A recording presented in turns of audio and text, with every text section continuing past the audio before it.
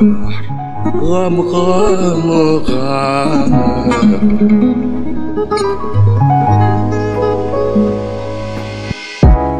راكم مع رضا صديقي وراكم تسمعوا زيد كاس.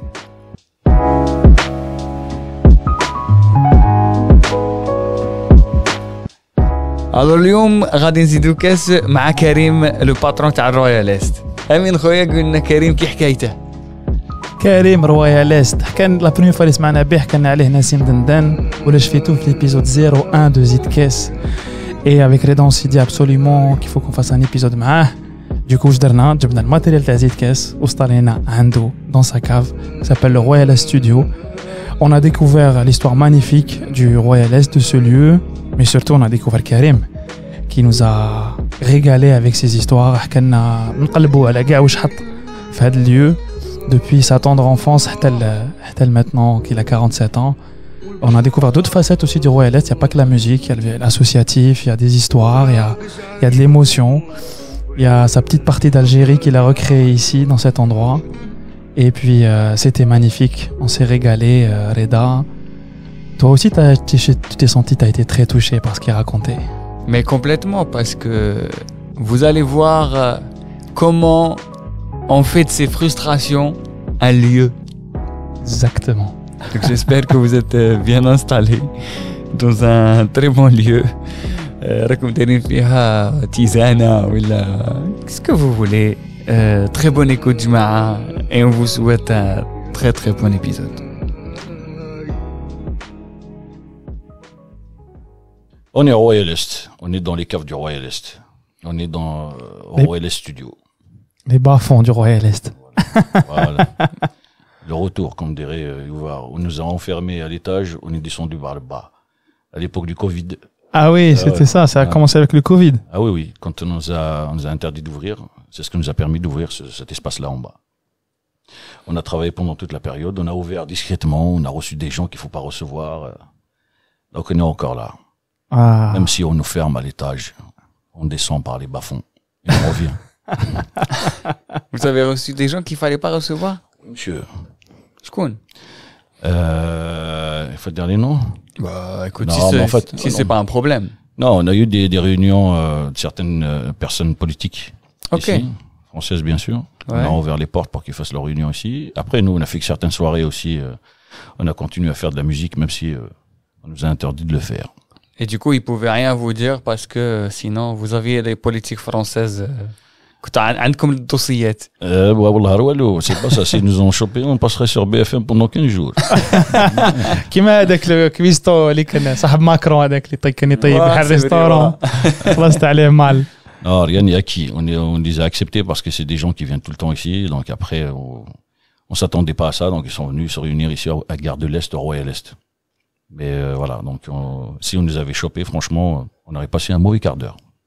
Ah oui, j'imagine, surtout à l'époque du confinement, sans pitié à les endroits, surtout les bars, les restos, les bistrots, non, il fallait trouver une solution pour sortir déjà de la maison. Parce que quand tu as des enfants à la maison, il fallait que tu trouves une solution. Je dis à ma femme, je vais aller travailler, sinon je garde des enfants. Donc je suis sorti pendant un an, j'ai refait toute ma cave. J'ai découvert que j'avais une cave. Donc, déjà à la base, je savais pas qu'il y avait une cave. Donc j'ai découvert qu'il y avait une cave, il fallait l'aménager, tout ça. Ça a pris du temps, mais ça va. Bah oui, on est là aujourd'hui et tu nous accueilles, Andek. En plus, c'est incroyable parce que la cave, elle est devenue vivante et limite, les gens la préfèrent à l'étage. Elle est indissociable de l'étage. Oui, bien sûr, on fait la jam du mardi ici, tu vois. Donc, au départ, c'était un petit peu bizarre de descendre à la cave parce que c'est une cave un peu underground. Donc, quand tu descends en bas, tu trouves des pierres et tout ça, le bois. Mais après, les gens, ils apprécient de rester là en cachette. C'est ce qui fait le charme de ce lieu. C'est vrai qu'il y a même une proximité avec les artistes ou gars. C'est différent. Les afters. Il fallait être là pour être là. Ah, les afters. Ça gaffe les afters. Mais et du coup, finalement, le Covid, c'était une forme d'opportunité. C'est une opportunité, bien sûr. En fait, qu'est-ce qui change dans le Covid? Est-ce que si on nous demande un jour de recommencer tout à zéro et tout le monde est pareil, moi ça me dérangeait pas. L'important, pour moi, c'est une opportunité de recommencer à zéro et de refaire les choses à zéro et personne va te juger. Ouais. Donc c'est très bien. En fait, ça nous a permis de réfléchir, de construire et de pencher sur deux horizons. On a ouvert une salle, on appelle ça un studio d'enregistrement.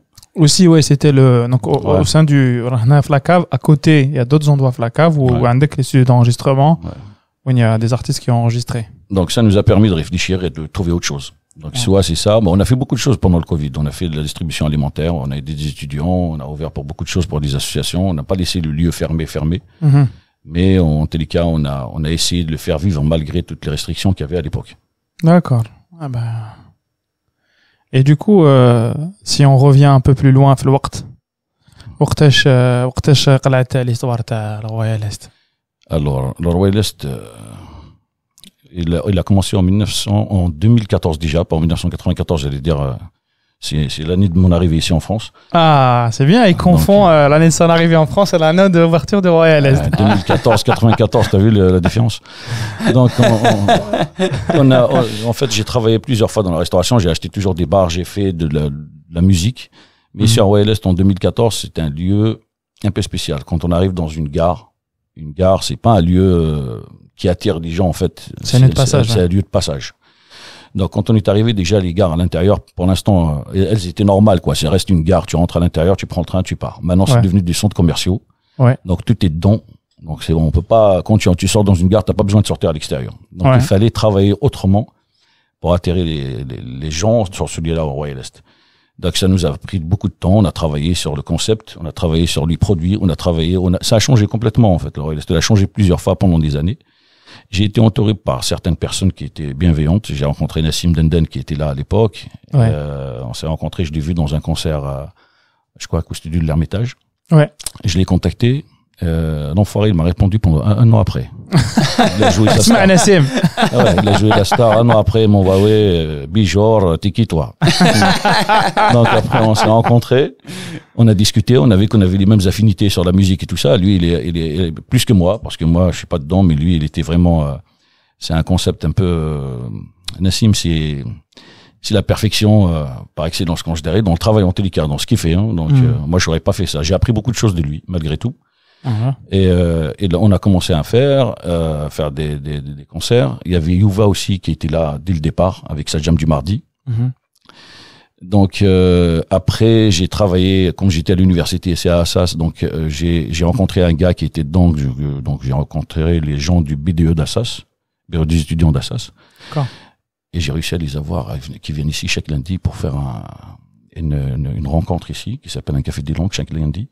C'est pas évident de ramener des étudiants d'Assas ici. Vous savez comment ça se passe à Assas ou pas? Vous voulez que je vous raconte? Ah, on est tout oui, parce que déjà, à la bana, je vais dire ça. Écoutez-moi bien ça, je vous raconte ce que c'est qu'Assas. Ah, Emma. Bon, تعلمت في مسقط رأسي في قرية رافور بلدية مجدلة ولاية البويرة. حصلت على شهادة البكالوريا في عام 1994 وهاجرت إلى فرنسا. Quand je suis arrivé ici, je me suis inscrit à Assas. Bon, ils m'ont accepté. C'est une fac de droit. En 94, c'est une fac qui était un peu, je dirais, pour ne pas être vulgaire, facho. Donc, il y avait un bureau là-bas qui s'appelle le GUD, le bureau des étudiants d'extrême droite. Donc, quand on arrive là-bas, il faut avoir des cheveux blonds et avoir des yeux bleus. Et moi, je suis arrivé en 94 avec tellement je me lavais les cheveux avec l'eau de la citerne. Vous savez, la citerne. Donc, j'avais une boule de cheveux ici au milieu du crâne qui était récalcitrante, comme des Riffledeck. Elle était là, elle veut rien changer. Donc, en même temps, il fallait, et en plus, à l'époque, la cicatrice, on avait des cicatrices du bled, tu sais, quand on avait là-bas, cicatrices aux cheveux, quand on se coupait les cheveux ici, rasés. Donc, t'as toujours les cicatrices derrière, on dirait deux yeux. Je les ai derrière la tête. Donc, il fallait trouver une solution pour ne pas que les gens remarquent que t'as des cicatrices derrière le crâne. À 18 ans, t'as des cicatrices derrière le crâne, c'est rare ici. Donc, je suis arrivé à la fac. Ah ouais. Je suis arrivé ici, j'ai trouvé que les gens, ils avaient des cheveux blancs. Et ils étaient tout le temps bronzés. Donc, en plus, ils étaient habillés, Serwal Tergal. Petit cachemire, avec une petite chemisette à l'intérieur. Donc, ce qui fait que, déjà, c'est l'élite. Tu rencontres après des années, tu comprends que c'est l'élite. C'est des gens qui sont là pour diriger la France après. Moi, j'étais comme j'arrive avec une casquette, je crois que c'était New York, la casquette que je portais. Alors, j'ai dessiné à côté le Z Mazer, les Moula. Donc déjà, tu vois, avec la grosse chienne Z ici, donc j'avais cette culture de combattant, on va dire de Che Guevara, avec Che Guevara. Donc j'ai été à ça pendant 2 ans. Donc j'ai vu un petit peu comment ça se passe. C'était pas évident parce que déjà on avait les problèmes de langue, parce qu'à l'époque, mon époque, ils ont tout testé. Les années 76, on a tout testé sur nous. Le tronc commun, ils ont enlevé la 4e année au niveau du collège.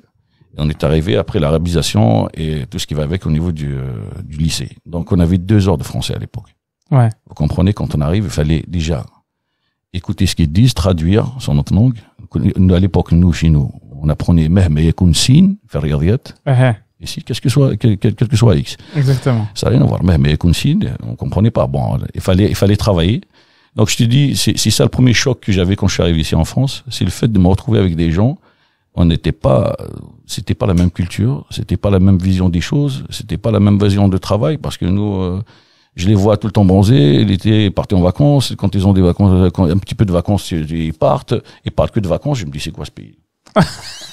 Alors, de vacances. Les gens, ils viennent de revenir de vacances, ils pensent aux vacances. Moi, je pense à acheter mes livres, à trouver un boulot, et essayer de trouver tout. Donc, c'est ce qui fait que quand on est arrivé ici, j'ai commencé j'ai travaillé chez Quick. Ok. J'ai travaillé pendant... Job étudiant. Job étudiant, ouais. Étudiant, il faut comprendre, étudiant aussi chez Quick, hein. À l'époque, c'est pas la même chose que maintenant. On touche pas les machines, tout est couvert, il y a rien qui se marche. Maintenant, à l'époque, c'est comme au bled. Donc, c'est avec, tu t'entoies tes viandes et tout ça, tu te crames le bras, t'arrives. Donc, on est obligé de porter des t-shirts jusqu'ici pour éviter qu'ils voient aussi à la fac. Comme quoi, t'as des traces de brûlure. Parce que tu t'assois avec quelqu'un avec un t-shirt, tu vois des traces de brûlure ici, tu dis, qu'est-ce qu'il fait celui-là aussi avec nous. Donc c'est tout ça qui a forgé notre caractère. Ouais. Après, j'ai été contacté par une boîte où j'ai travaillé aussi dans la restauration traditionnelle qui s'appelle Lyon de Bruxelles, les spécialistes des moules frites. Ouais. J'ai travaillé autant directeur adjoint, après directeur d'un Lyon de Bruxelles. Après, j'ai décidé de me lancer par mes propres moyens. Donc voilà, j'ai pris une affaire qui s'appelle le Zorba, qui est connue. Oui, le Zorba. Ouais. Une des premières affaires, on m'a fait confiance, donc j'ai tenu cette affaire-là. Après, j'ai acheté une affaire, après une autre, après voilà. Donc on est arrivé au Royal Est en 2014. Donc depuis 94 jusqu'à 2014 10 سنين قرايه وريستوراسيون à côté business. Voilà, business. Ouais, je comprends. لازم il fallait survivre et tout. زربا حكينا عليها محمد لاموغي. بغيت غير نسقسيكم 10 سنين 20 عام جوست 20 عام 20 عام merci franchement tout ça j'ai oublié que j'ai 47 ans quand même. C'est vrai que tu sais, quand il l'a dit, dans ma tête c'est 10 ans, mais en fait c'est 20 ans de travail acharné. Ouais. 20 ans de travail acharné. Et je me souviens quand je suis arrivé avec mon petit sac Adidas, je crois qu'il avait même une faute d'orthographe dessus sur l'Adidas. Je l'ai pris, je suis monté à Bouira, Alger, j'ai pris mon avion ici. Orly, ouais. Et franchement, on n'oublie pas cette période de 18 ans j'ai rien oublié en fait. De tout ce qui se passait avant, à partir de 94 vers l'avant, on dirait que c'est ancré dans le cerveau. C'est dessiné au fer forgé, c'est un truc de malade. C'est fou. Les détails et tout ça, ça reste dans ma tête. C'est bloqué. Même mes amis, quand je les appelle et tout ça, parce que c'est une coupure grave. Quand tu viens, tu coupes d'événements, tu laisses tes amis, tu laisses ton pays, tu laisses tout, tu viens et enchaîner sur notre vie. Franchement, tout ce qui se passait avant, c'est ancré. Et ancré dans le sang. Donc voilà. Et le Royal Est, comme je te dis, c'était pas évident au départ. Mais après, à faire à mesure, les gens, les rencontres, les personnes nous ont fait confiance et voilà. Et ça continue, j'espère que ça va continuer. Oh, il y a quelqu'un d'autre qui va venir continuer aussi. Inch'Allah. C'est quoi le souvenir le plus important? Tu le visualises très souvent. Royaliste? Non, t'es avant 94. Si je vous raconte ça, non, je peux pas. Ça, c'est des souvenirs d'adolescence, ça, on peut pas.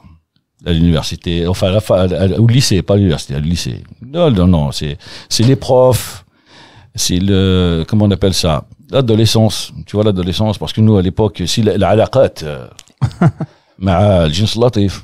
Tu vois, c'est-à-dire si le respect qu'on avait à l'époque envers la femme, c'est on pouvait pas appeler la fille avec. Enfin, moi j'ai vécu en Kabylie, dans un village en Kabylie. Bon, peut-être dans les grandes villes c'est autre chose. Nous, à l'époque, on n'appelait pas les filles par exemple par leur prénom. Tu vas l'appeler avec son nom de famille. La fille, elle sort avec le tablier de la maison et les collés sur elle pendant toute la journée. Le tablier de l'école. Ouais. Donc la fille, pour qu'elle sort, il fait partie du dress code, tu vois. Donc elle sort avec le tablier, sinon elle sort pas. Donc après, c'est tout ça, c'est les amis, c'est devenir homme à l'époque aussi. Quand tu deviens homme, quand tu arrives au lycée, tu as ta petite moustache qui commence à pousser, et le rapport avec les profs aussi. Ouais. Et c'est tout ça qui fait que ça reste ancré. Donc les petites engueulades avec les profs, de temps en temps les grosses engueulades. Ouais. Donc voilà, donc on se transforme en homme, on se voit comme homme avec des comportements d'ado, donc c'est ça un petit peu qui reste dans la tête. C'est quoi devenir un homme à l'époque? À l'époque, c'est... Ah ouais. Moi, j'ai commencé à travailler à l'âge de 15 ans, sans que mes parents le sachent. Mon père, il était en France, il travaillait ici. Donc, j'ai commencé, je travaillais en cachette. Et donc, quand il est venu me voir, il me dit, t'as besoin d'argent? Je lui dis non. Une fois, 2 fois, 3 fois. Après, il vient, il me trappe, il me dit, c'est quoi ça? Tu voles? Tu fais quoi, là? Tu voles? Tu comme ça. Tu me dis ce que tu fais, d'où t'as de l'argent? Mais non, mais du draham. Ouais, c'est comme ça. Après, je lui dis, je travaille. Il me dit, c'est pas possible. Je dis, je travaille. Je l'ai ramené où je bossais. Je travaillais dans un restaurant. Dans le village. Donc, et quand il a vu ça, il m'a dit, oui, franchement, mon père, il est partisan de ça. Tu travailles, mérite salaire. Même pour lui. Tu bosses pour lui, il va te payer. Donc, c'est ça son truc. T'as envie de gagner de l'argent, vas-y, va travailler. Donc, c'est ça le concept. Quand je lui dis que je travaillais, il était fier. Donc, j'ai commencé à travailler. J'ai bossé, je crois, 2 mois. Mais ça m'a permis de comprendre beaucoup de choses. Mais voilà, j'ai soulevé mon pantalon jusqu'au genou, j'ai terré, j'ai nettoyé le sol. Et une fois, il y avait un touriste français qui est venu, il me dit, bonjour, vous avez quelque chose à manger? Je lui dis, oh, qu'est-ce que tu veux? Il me dit, qu'est-ce que tu as? Je lui dis, j'ai du riz. Il me dit, ramène-moi du riz. Ça, c'est, c'est l'image que j'ai quand je travaillais, quand j'étais adolescent. Mais après, devenir homme au lycée, c'est beaucoup de choses. C'est la transformation psychologique totale. Dans la revendication sociale, dans ce qu'on cherchait, dans nos racines, dans le travail, dans tout, quoi. Dans la politique, on essaie de se politiser un petit peu au niveau du lycée. C'est ça, ouais, il y avait la naissance de la conscience politique. Voilà, la conscience politique. On était 8 à peu près à gérer, je dirais pas un lycée, mais en tous les cas, à être les garants de l'ouverture de ce lycée. Quand on veut fermer, on ferme. Ouais. Donc voilà, c'était cette conscience un petit peu politique et j'arrive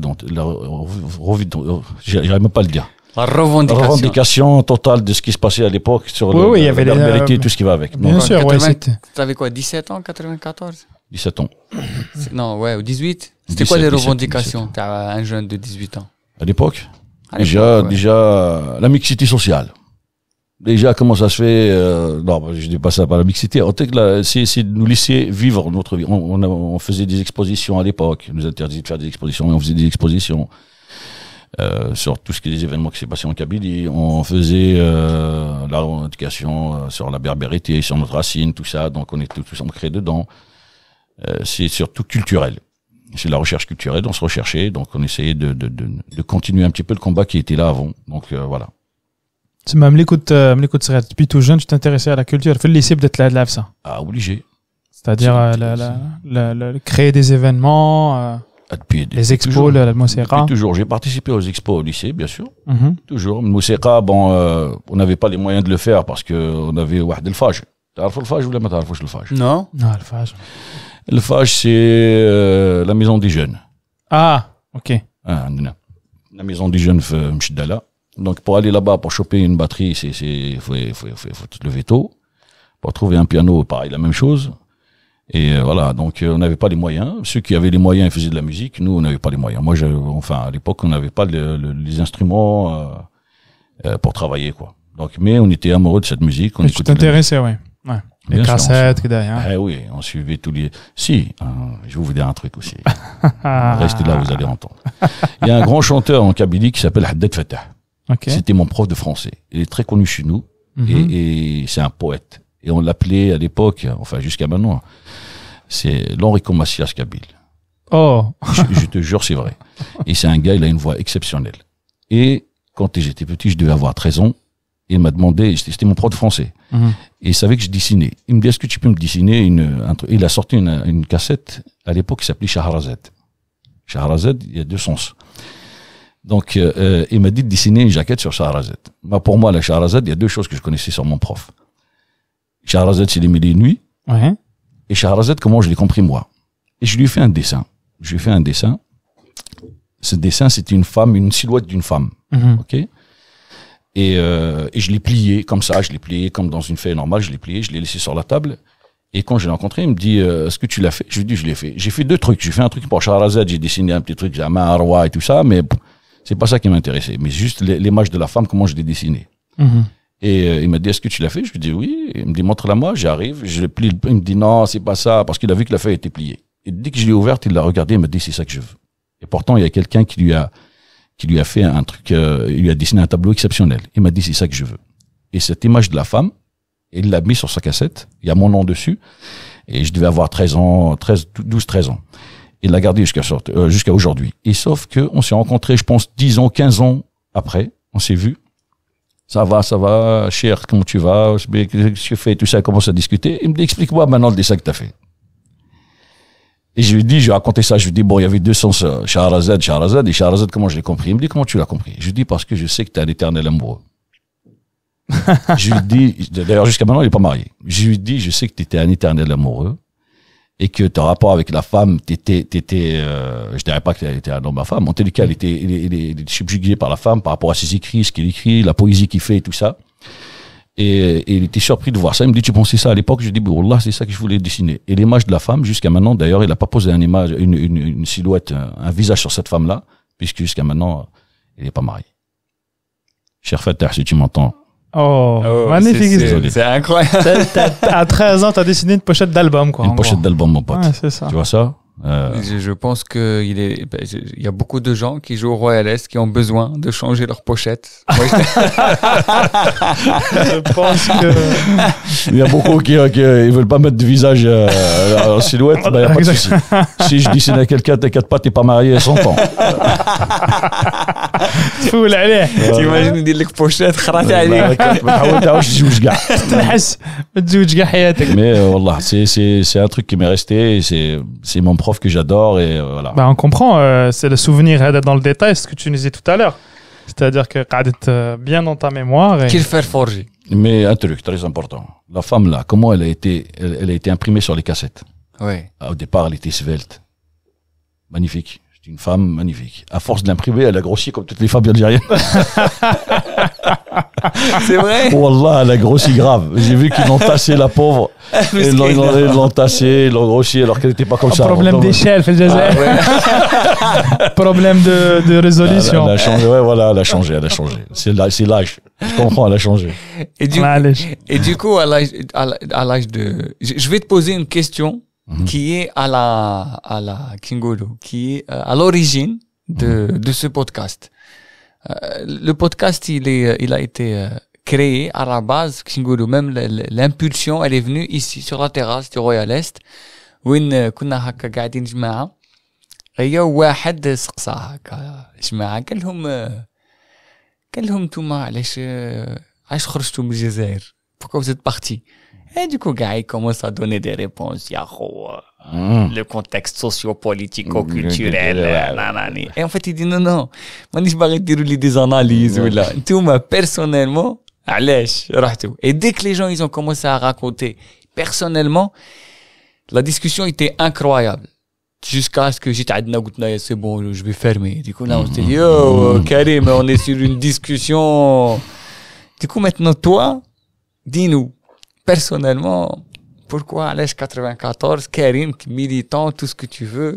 Militant, non. 18 ans. Non, quand je te dis militant, militant dans le sens, c'est, tu es quelqu'un d'optimiste, tu es quelqu'un actif dans ta société. 18 ans, tu te dis, hey. Non, je vous explique. J'ai eu mon bac en 94. Okay. Après, il y a un truc qui s'est passé en Kabylie. Vous savez qu'il y a eu un boycott scolaire en 94. Ouais. Moi, en fait, j'ai estimé que j'ai assez donné, j'ai travaillé pour ne pas redoubler, pour avoir le bac. Déjà, c'était pas évident à l'époque. Au niveau des places de l'université, on n'avait pas beaucoup. Le taux de réussite chez nous, il est pas important parce que, comme je te dis, les universités n'avaient pas assez. Donc, oui, voilà, à l'époque, le taux quand moins de 50%. Ah, beaucoup moins. Voire moins de 40, ouais. Beaucoup moins. Dans ma section, on était, je crois, 11 à l'avoir. Il y avait 3 lycées en gestion, économie, je crois, et on était 11 à l'avoir. Ah ouais. Donc, il y avait un boycott scolaire et j'avais décidé de venir en France. Donc, j'ai appelé mon frère qui était là et je lui ai dit, écoute, il me dit, tu veux rester? Je lui ai dit, non, je me suis inscrit à l'université de Bijaye, je crois. Après, j'ai eu l'opportunité de venir parce qu'ils m'ont accepté, donc je suis venu directement. Donc, c'est ça qui m'a poussé à venir ici en France. Mais voilà, mais je voulais voir un peu. Je venais avant. Je suis déjà venu avant en France. Je dirais pas que c'est la première fois que en 94, mais le fait de m'installer ici, ça a changé beaucoup de choses. Il y a des moments où je me dis j'aurais dû rester. Il y a des moments où je me dis. Quand est-ce que tu t'es dit ça? Les premières années? Ouais, il y a un fait particulier. Les premières années, c'est sûr. Ah, là, tu te recherches, je te dis, les cheveux qui ont tourné au niveau du crâne, c'est pas évident, mon frère. Fallait travailler avec des crèmes, avec des soins, pour remettre un peu les, tu dis, mais plus c'est le volant velours, ah, velours, velours. Ça veut dire, le mec, tu le vois, il se voit déjà je sais pas moi, qui c'est qui porte un pantalon velours? Il y a que les vieux de 70 ans ou les mecs qui travaillent dans la justice ou notaire. Ouais, mais Assas quand même, t'étais à Assas, université de droit, ben. Mais c'est un passage Assas, hein. Après j'ai fait autre chose, mais c'est un passage. Je sais pas si je te dis, c'est Assas, c'est un choc civilisationnel pour moi. Voilà. Même les profs qui étaient là, j'ai posé une question il y a une semaine, une fille, je lui dis est-ce que Alain Ritzlob est toujours là? Elle me dit ouais, il est là, c'est un enfoiré, on ne va pas. Je dis bah écoutez, il était toujours enfoiré, mais par contre maintenant sa femme c'est l'éditrice de 6 livres. Donc à l'époque c'était une fac je dirais pas de riches pour les riches, mais c'est une fac d'une certaine caste sociale, mon ami, française, qui était destinée pour tenir la France, où il y avait quelques satellites qui étaient là. حبيباتي جواك. واحد حبيبات هكذا واحد جاي من واحد باباه je sais pas il est président du Gabon, il va venir faire ici ses études ici, ou peut faire le passage pareil, il repart là-bas en disant je suis à Assas, c'est rien. Mais il y avait nous aussi, nous là on sait pas. Donc avec Karim Dia, satellite. J'étais là, satellite, salam alaikum, quoi, qu'est-ce que tu dis? Zouhal. Qu'est-ce que tu fais chez toi? Mais تعرف la poésie kabyle? Il y a des expositions ici chez vous.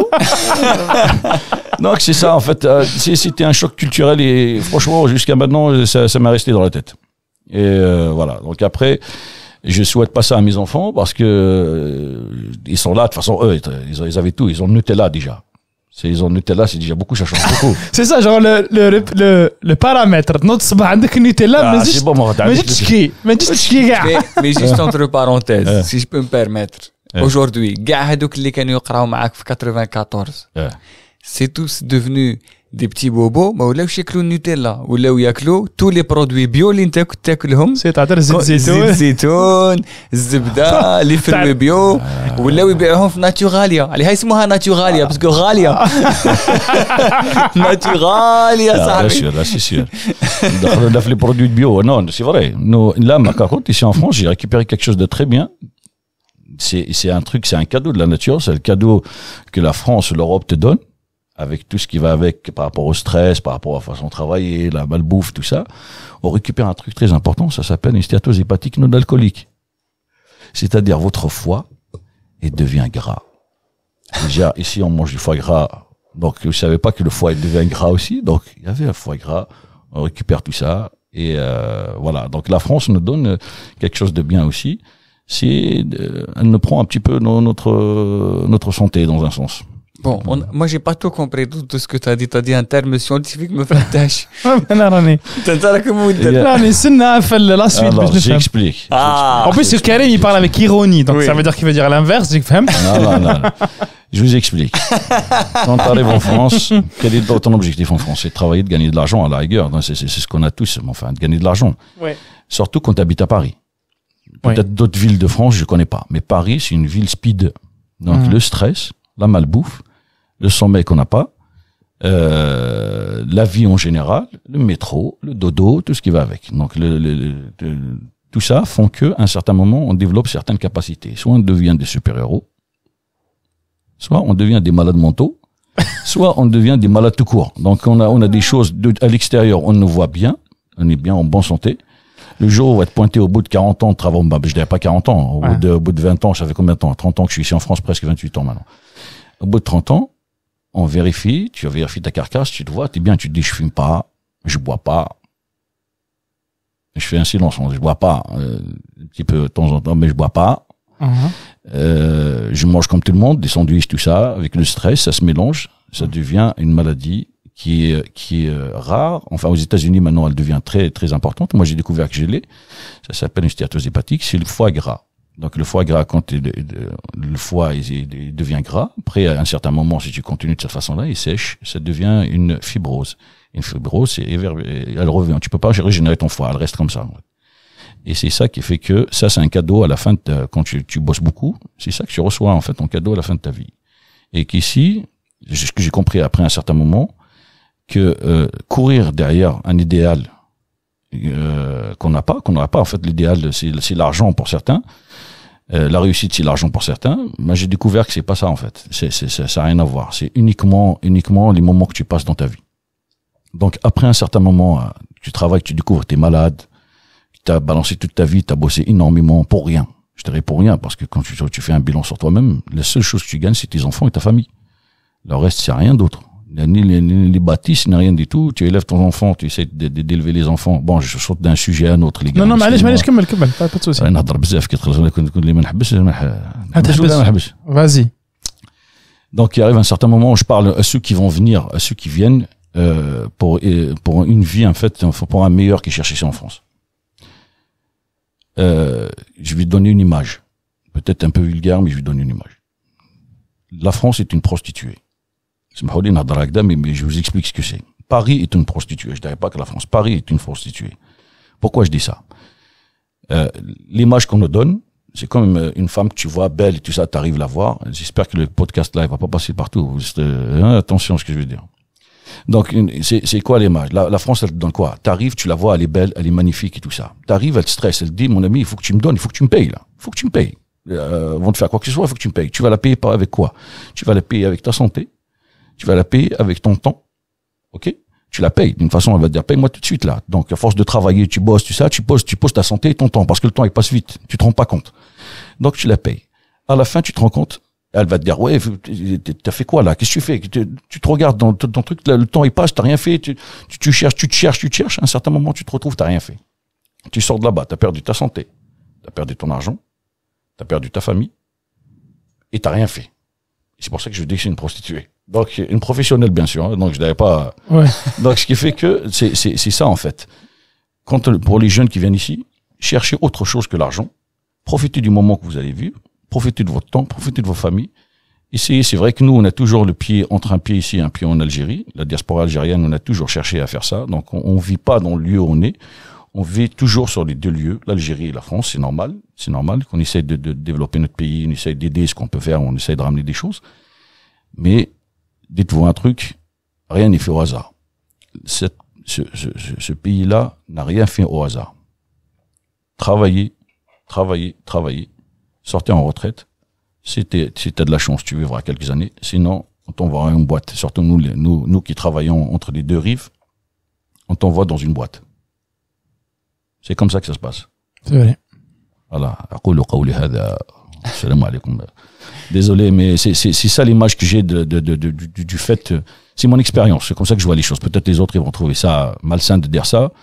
Je dénigre pas la France parce que moi, elle m'a donné beaucoup de choses. Elle m'a donné tout. Donc, mais par contre, je dis que le stress parisien, notre vision de la vie, notre vision de la réussite, notre vision de la recherche de soi, parce qu'on cherche tout le temps, fait que on perd beaucoup de temps et le temps il est réversible. Et voilà. Et la France, Paris, je dis la France, mais je dis Paris, c'est vraiment un gouffre temporel. Donc là, je ferme les yeux, je suis en 1994, je les ouvre, je suis en 2023. Non, mais y a rien de, on revient sur l'image que tu utilises, déjà, on prend te précise حاجة عليك, بالك ما سمعتناش déjà, ما احنا عندنا déjà une liberté de ton, واللي يسمعونا والفونا وعلى بالهم باللي ما عجبوش الحال هاك تعرف. Si tu nous écoutes et t'arrives là, je sais pas combien de temps on enregistre, plus de 50 minutes, le but c'est que l'image elle te parle, c'est-à-dire que ou l'expérimenter هكذا naturellement, c'est que ça جاتك l'idée هكذا ou c'est ton propre expérience. On n'est pas en train de dire les autres كل واحد عنده كيفاش مشات حياته, كل واحد كيفاش يخمم, كل واحد كيفاش. En tout cas, ce qui est intéressant dans ce que tu dis, c'est que c'est réel. C'est une représentation du réel que tu t'es faite depuis 28 ans. Parce que tu es en 94. avec depuis Assas, après Assas, les restaurants اللي خدمت فيهم, ou les affaires que tu as eues ou que tu as gérées, et le bilan تاعك. Après ça, c'est voilà, alhamdoulilah, mais je repars avec un cadeau, parce que quand on est cadeau, c'est quoi de cadeau? Mais c'était ironique, parce que comme on dit, l'humour, c'est la politesse des rois. Du désespoir. Du désespoir, voilà. L'humour, c'est la politesse du désespoir. C'est-à-dire quand on trouve plus des mots, on fait de l'humour et de l'ironie pour exprimer quelque chose. Et puis, c'est juste une expérience, et puis tu la partages. Les gens, ils l'apprennent pas. Oui, et surtout, c'est ce que je te disais au début. C'est ta subjectivité à toi. Ce qui nous intéresse, c'est ton expérience ou l'expérience de chacun. Parce que quelqu'un d'autre a acheté différemment. Bien sûr. Mais là, aujourd'hui, c'est ton épisode, Karim. Bien sûr. Ça veut dire on parle de ta vérité. Mais qu'est-ce que parce que je sais pas, moi, quand je t'entends parler, j'ai l'impression qu'il y a des choses, tu es passé à côté. Bien sûr. J'aurais pu être maçon. Non, mais franchement, j'aurais pu vivre plusieurs vies. Moi, c'est peu ce que j'ai. Franchement, wallah, ça je le dis, mais j'aurais pu faire beaucoup de choses. J'aurais pu apprendre beaucoup de choses. Moi, je suis quelqu'un de je sais pas moi, d'angoissé, je sais pas, j'ai l'impression qu'il manque quelque chose tout le temps. Et je peux faire ça, j'ai envie de faire autre chose, j'ai envie de, je sais pas, si je peux repartir à l'école, je repartirai à l'école, hein. J'ai pas pressé. Il arrive un certain moment où, quand je suis arrivé à l'âge de 18 ans, je vous explique un truc. Quand je suis arrivé ici en France, la première chose, pendant des années, je me dis, comment tu peux améliorer les choses? Comment tu peux améliorer la vie, en général, des gens? Donc, il y avait beaucoup de, je dirais pas des choses que j'ai pensées à l'époque, ils sont là maintenant. Je suis un hyperactif, malade.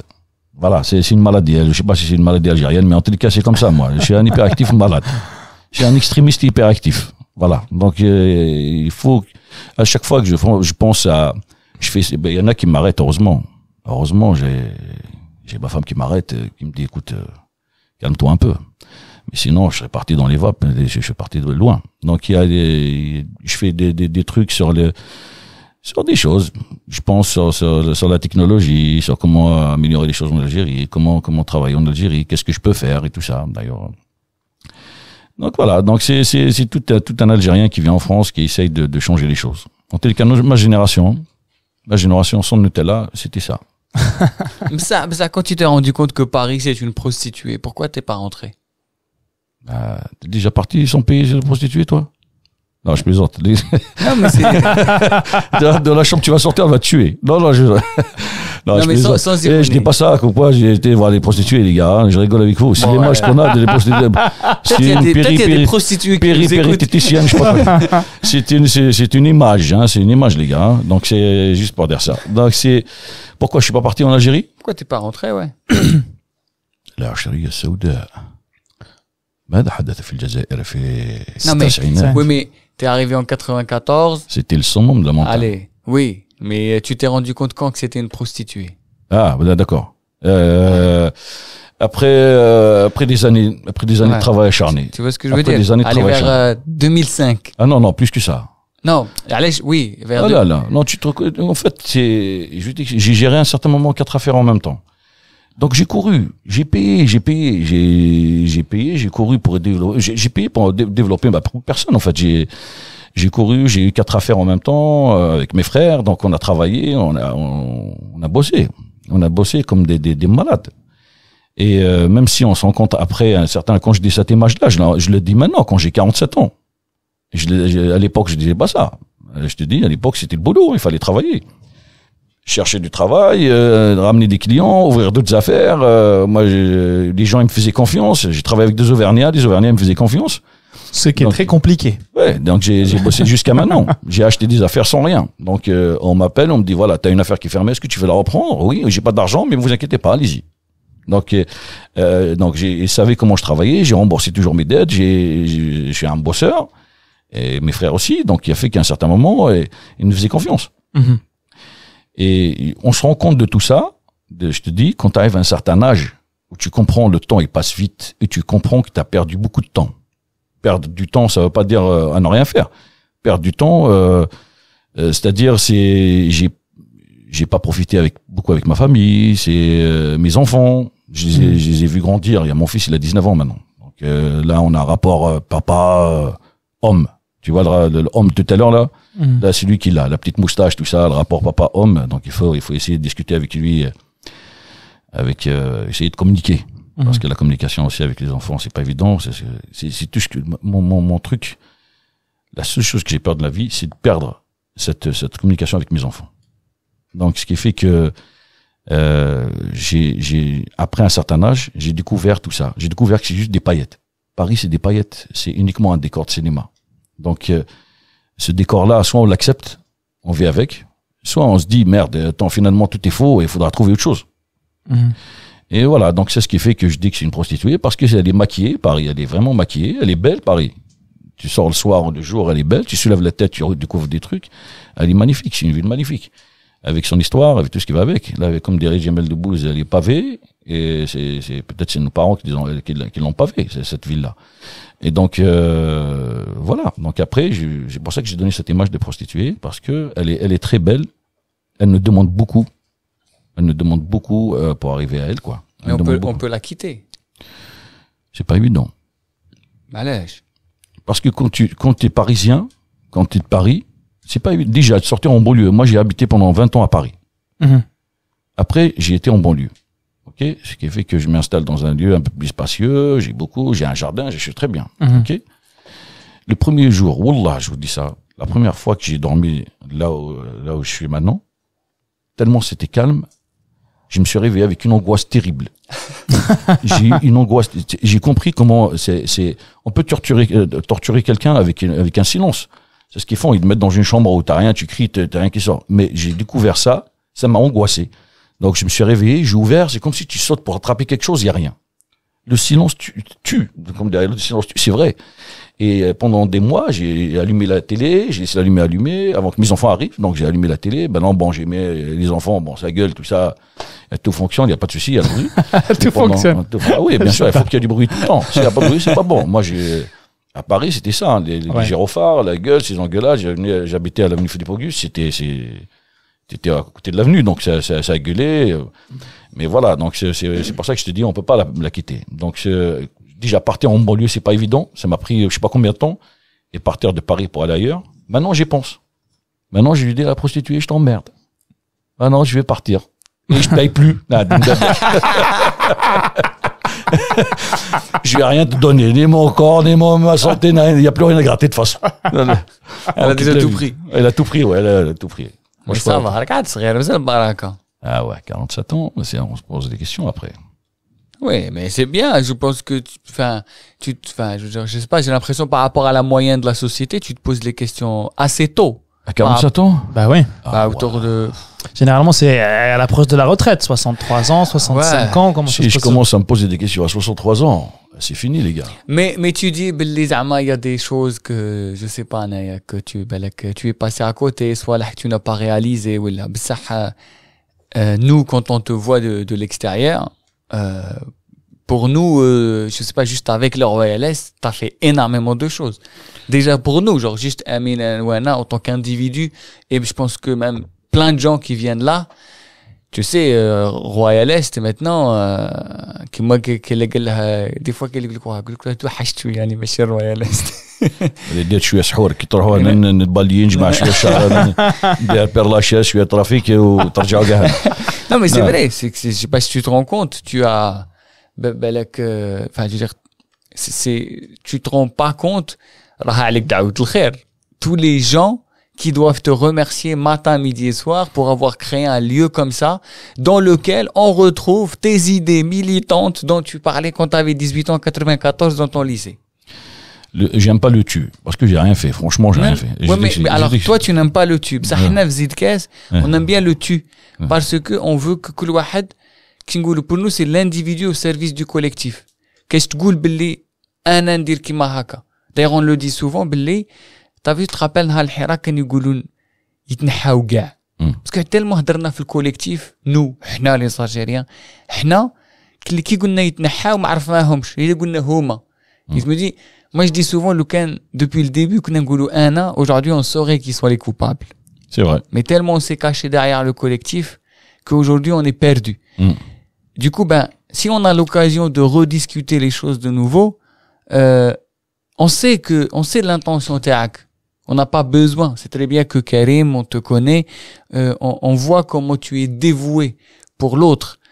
Donc ça veut dire que si nous on dit tu, parce que justement on a une certaine admiration, on a un certain respect, et si j'ai envie de te dire merci à la deuxième personne du singulier, merci Karim, c'est toi en fait. En fait, merci à tous ceux qui ont participé à ce lieu. Merci à tous ceux qui m'ont fait confiance. Merci à tous les artistes qui ont cru en nous. Je dis pas moi parce que.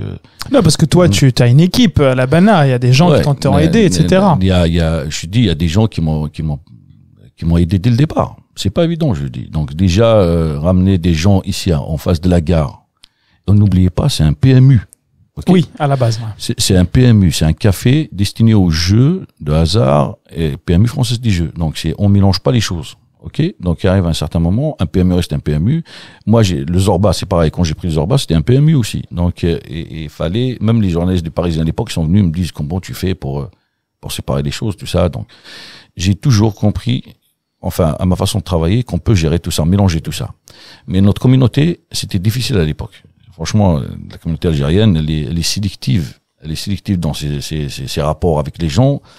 Elle est sélective dans en fait, on juge la personne de loin avant d'arriver pour savoir comment ça se passe. Nous, on nous a jugés pendant des années. Hein. Donc, après un certain moment, ils ont compris qu'on était là pour eux. C'est pas évident parce que quand quelqu'un il vient te voir, chaque artiste il a sa communauté. Il y a des gens qui viennent le suivre. Il y a après chaque artiste il a sa façon de voir les choses et chaque artiste il a son ego. Ouais. Ok. Pour jumeler ces égos, déjà, on a tous des égos surdimensionnés, nous les Algériens. En plus, un artiste avec un ego, c'est autre chose. Donc, il fallait travailler ça, faire comprendre aux gens qu'on n'est pas sectaire. On est là pour travailler ensemble, pour essayer de fusionner tout ça, pour créer quelque chose. Ça a pris beaucoup de temps. Donc, quand les Algériens, et vous voyez, je parle avec ma communauté, ceux que je connais, quand le train, il est posé, personne ne monte dedans. Armé, vas-y, fiche-le pousser, après on va venir te voir, on va monter. Donc ils ont regardé de loin comment ça se passe, ils ont vu qu'on a bossé, ils ont vu, je dirais pas tout, mais en tous les cas, certaines personnes, après un certain moment, ils ont vu qu'il y a toute une communauté, je dirais pas qu'algérienne, maghrébine, même internationale. Mais quand pas tu vois que, ce que maintenant, il y a la communauté même des musiciens de tous. On a fusionné avec des musiciens, on a fusionné notre culture avec des musiciens. Quand tu vois des chanteurs maintenant, ils viennent avec un bassiste français ou un truc qui vient de l'autre côté, un guitariste qui vient de l'autre côté, qui vient jouer avec la musique algérienne. Ouais, des Brésiliens, des Autrichiens. C'est un truc de malade ce qui s'est passé. Il y a cette fusion. Mais je te dis, au départ, c'était difficile de ramasser la culture, la communauté algérienne. Parce que c'est pas évident, c'est comme ça, comme ça, on voit de loin, après on va voir. C'est quoi, dis-nous, mais c'est tout je te dis, c'est pas évident du tout. Ça c'est un truc qu'on peut pas expliquer. Moi je le ferai. Moi je suis comme ça. Donc je vois un lieu, je sais pas, donc certaines personnes nous ont jugé dès le départ, mais après à un certain moment, ils ont vu qu'on était sérieux dans ce qu'on faisait. On a avancé. On a créé beaucoup de choses. On a créé avec Vlaïd Abranis comment ça s'appelle, Kabyl Session, qui a duré pendant 2 ans, qui a travaillé ici, qui a généré beaucoup de groupes. Ouais. Il y a la communauté marocaine, les Gnawa, qui sont passés ici, ça a créé beaucoup de groupes. Il y a la communauté algérienne qui a créé beaucoup de groupes ici, des fusions et tout ce qui va avec. Ouais. Après un certain moment, ils ont compris que le OLS, c'est un pôle d'attraction. On n'est pas là que pour le business. Si je voulais du business, je ferais autre chose. C'est ce que je me dis souvent quand je viens ici. Il n'y a pas que le business. On n'est pas subventionné par qui que ce soit. On n'a pas d'aide par qui que ce soit. Donc on essaye de payer des artistes avec un minimum syndical parce que c'est pas évident. Je les vois, les pauvres. C'est pas évident. Franchement, c'est pas évident. Donc je comprends, l'art ne fait pas vivre dans un sens. Hein. Il faut mourir pour vivre de son art. C'est certaines qui disent ça. Il faut mourir pour vivre de son art. Et on essaye de les aider avec ce qu'on peut. Ça devient très très difficile en ce moment. Mais voilà, donc on essaie de continuer jusqu'à ce qu'à un certain moment, si on peut pas continuer, on va arrêter. Mais je vous le dis, c'est franchement avec les moyens du bord. Ouais. Donc on n'a jamais été aidé par qui que ce soit. Ce qu'on a fait ici pour la communauté algérienne, normalement, on devait être aidé par notre cher pays, parce que là c'est un centre culturel algérien. Ce qu'on fait ici, ils le font pas au centre culturel algérien. Je suis désolé. Ouais, on peut se mettre à table, je peux mettre avec eux, discuter avec eux. On le dit souvent. On le revendique, nous aussi. Quand se mettre à table, quand on a un lieu comme celui qu'ils ont là-bas, dans le 15e, il est magnifique, et qui est censé représenter notre culture à nous, et qui est fermée, souvent qui est fermée. Quand il est ouvert, c'est pour ventre en belouse et baklawa. Je suis désolé, je le dis, et c'est lui qui vient me voir, il va discuter ensemble. Mais bien sûr, mais nous, c'est pour ça comment te dire, c'est pour ça qu'on aime ta façon de voir les choses. C'est que tu n'es pas quelqu'un rihdar. Tu vois ce que je veux dire? Tu t'es dit, ah ouais, ils veulent pas faire, eh ben je vais le faire. Ah ouais. En fait, c'est ça qui est génial عندك. C'est que toi, tu as une idée en tête, tu t'es dit, je vais la mettre. Et malgré, comme tu as dit, PMU, les jugements, les stéréotypes, ah ouais, avec le lion moussakh, ma'ala balish, tac, truc. Et aujourd'hui, t'es arrivé à le faire, et c'est pour ça que, malgré tout le tableau obscur et noir que tu nous as dressé, quand même, tu peux être fier de toi. Ah, j'ai la seule fierté que j'ai, c'est quand je regarde, excusez-moi, non, je suis fier, ouais, je suis fier. Si je dis ça, ils vont dire, ouais, les touristes la jouent encore. Non, la seule fierté que j'ai, c'est de voir mes enfants en bonne santé. Oui, ça c'est. Mais non, je suis fier. Non, le truc, c'est que je pense que entre, avec le gamin, qui dessine les pochettes, au Dorka, tes priorités ont changé parce que forcément, avec une famille, les enfants, c'est le truc le plus important. Non, mais ce que j'ai fait ici, franchement, je suis fier. Ah, bah moi, voilà. Je dis, je suis fier dans le sens où ça continue et voilà. Donc, je dis, je suis fier parce que c'est un lieu qui est pas censé faire ça. C'est un lieu qui est destiné à autre chose. On a réussi à faire ça. C'est magnifique. Et là, on cherche peut-être un jour, on va trouver une salle qui va nous permettre de travailler plus amplement, plus simplement et donner un peu plus de liberté aux gens qui viennent pour leur art. C'est pas évident, mais si on trouve un jour, on peut évoluer par rapport à ça, donc ça serait avec plaisir. Et il y a une sorte de cohérence entre, c'est drôle, on disait juste avant le podcast, on disait Karim, on te connaît pas Karim. Là, on apprend plein de choses sur toi. Et là, on se rend compte, il y a une cohérence. C'était toujours le même, en fait. Ah, bah, écoute, c'est trop bien. Bien sûr, pourquoi il faut changer? Il faut être comme ça dans la vie. Il faut être, c'est la loi de l'attraction. Ah. On dessine ce qu'on veut, de toute façon. Comment on est, on le matérialise dans cette vie. Donc, c'est comme ça. Et moi, je vais te poser une question maintenant. Tu m'as dit des fois, je regrettais d'être parti. Mais, quand je vois aujourd'hui, déjà, tous les artistes qui passent chez toi, tous les artistes qui sont épanouis, tous les artistes qu'on a découverts ici, j'ai envie de te dire, Khoya, t'aurais pas pu faire ça en Algérie. Ah, j'aurais pu faire autre chose. L'Algérie. أصبر. نهضروا فنيا. فنيا, non. Je parle d'artiste. Tu vois ce que je veux dire? Non, c'est rien à voir. Non, c'est autre chose.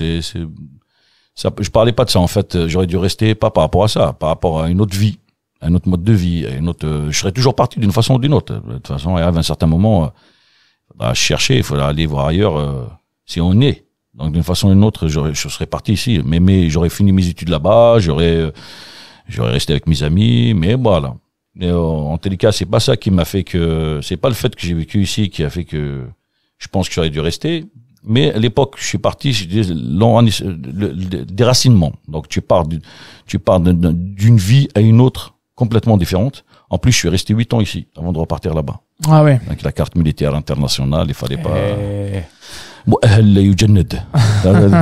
Il fallait attendre مؤهل لا يجند. Donc j'ai attendu 8 ans pour avoir مؤهل لا يجند, donc avant de repartir là-bas. Donc voilà, donc c'est. Oui, il y a le déracinement, surtout que Kitkeber je pense que Kitkeber aussi dans une ville صغيرة où tout le monde connaît tout le monde. Voilà, c'est pas comme dans une capitale ou la. Voilà, c'est l'adolescence, tout ça. Donc on était une bande de potes là-bas. Donc il y a un certain moment, on te coupe. Ouais. On te coupe de cette vie-là, on te met dans une autre vie pendant 8 ans, t'as pas le droit de repartir voir tes amis et tout ça. Et il y avait pas Internet, il y avait pas Internet, il y avait pas, t'envoies une enveloppe, une lettre maintenant, tu la reçois 3 mois après. Donc, il fallait qu'elle passe tout un circuit avant d'arriver là-bas. Donc, c'est ça qui a fait qu'on regrette un peu, mais sinon, non. Je suis là, je m'installe, comme dirait un grand philosophe, il faut être comme l'eau. Si t'es dans un verre de thé, tu te mets comme un verre de thé. Dans une théière, tu deviens une théière. Donc l'eau, il peut être cool, gentil, il peut te détruire et démolir. Vous savez c'est qui a dit ça? Un grand philosophe. Bruce Lee. Be water, my friend. Voilà. C'est vrai qu'il avait dit ça. Be water, my friend. Be water, my friend. Be water, my friend. Il faut s'adapter. On a l'habitude de s'adapter. On est des caméléons, nous, les Algériens. Donc, il n'y a pas de souci. Là, on va s'adapter.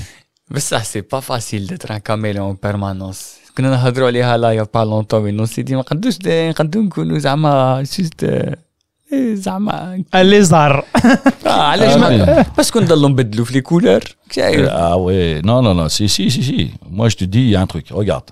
عليها tu vois par exemple moi personnellement j'aime bien venir chez toi parce que je n'ai plus besoin de faire le caméléon كل هنا نولي رضا. Voilà, c'est autre chose. Là, on est entre nous. Ah oui. Là, entre nous, là, il n'y a pas de souci, donc je comprends. Ça بزاف شايف زعما t'es fatigué à un moment donné donc تلقى حياتك غير تخمم كاميليون شايف خاصك تاناليزي لي كولور تاع لونفيرونمون عاود تشوف لابو تاعك ودير لها يتبدلي بزاف. Là, ça c'est sûr. Mais je t'explique, quand on est entre nous, on devient nous. On devient gris, comme ils nous appellent Khaoutna. Donc on devient gris, donc on a une seule couleur, donc on peut pas changer. Donc, mais après, quand je dis caméléon, c'est-à-dire s'adapter à la situation dans n'importe quel moment. Non, on s'adapte. Moi, j'essaie de m'adapter en fonction des gens qui sont en face de moi, en fonction de la situation, en fonction du lieu. Donc là, il y a un truc que je fais ici. Quand je baisse mon rideau le soir, je peux le dire aux zit, mais je carbebche. Mais quand tu descends le rideau, je peux le zit. Mais le fait d'entendre bruit, descend, c'est là, il y a un truc qui descend, et je passe à un autre stade. Tu vois, le soir, à 3h du matin, quand je sors d'ici, dès que je baisse le rideau, j'entends tac, il se bloque en bas. Là, il y a une autre face qui va, tac, il y a un visage qui part, et un autre qui revient. Donc, c'est la seule façon de couper entre le milieu du travail et le milieu personnel. Personnel, ouais. Et j'ai intégré ça dans mon cerveau. S'il n'y a pas le tac, je continue à la maison. Quand j'arrive à la maison, tu vois, pourquoi tu veux une bière? Donc j'oublie. Tu vois, donc après il fallait trouver une astuce pour couper tout ça. Et quand c'est pas moi qui ferme, je suis dans la merde. À la maison, on se sert, tu veux une bière? Qu'est-ce que tu fais? Donc c'est comme ça. Je commence à cuisiner, à nettoyer la maison. Alors qu'ils n'ont pas l'habitude de voir ça. C'est marrant. Je l'imagine. Je l'imagine en train d'encaisser ses enfants. Papa, je suis un heure. Ah ouais. 3,50 ولد الشوكولا ولي. Tu veux un café? Une noisette? Installe-toi à la table si j'y arrive.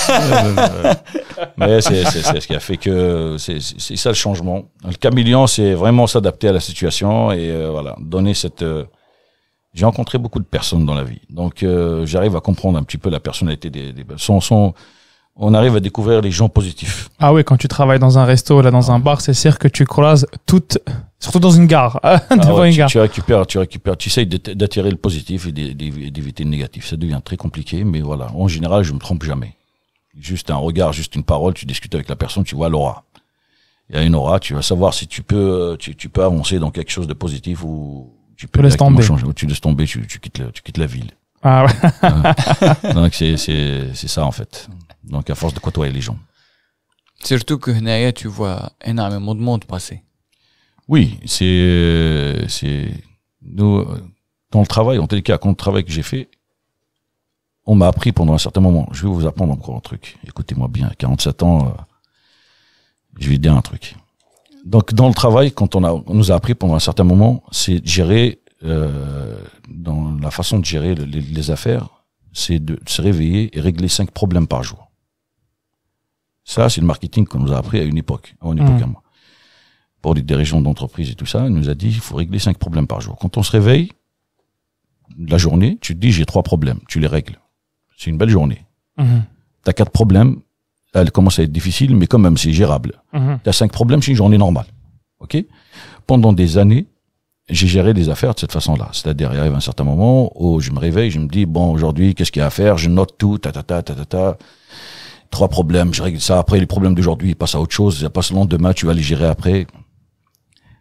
Après un certain moment de la vie, quand je te dis la maturité,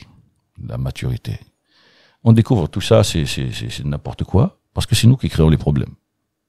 Chaque problème, il a une solution d'une façon ou d'une autre. Donc, à l'époque, je marchais à la chef à Hufratin. Oui. Ça veut dire chaque chose devient difficile à régler. Parce qu'en fonction, on marche dans une vie en se disant c'est pas possible, c'est pas ça, pourquoi moi? Donc arrive à un certain moment, tu marches toujours à une limite.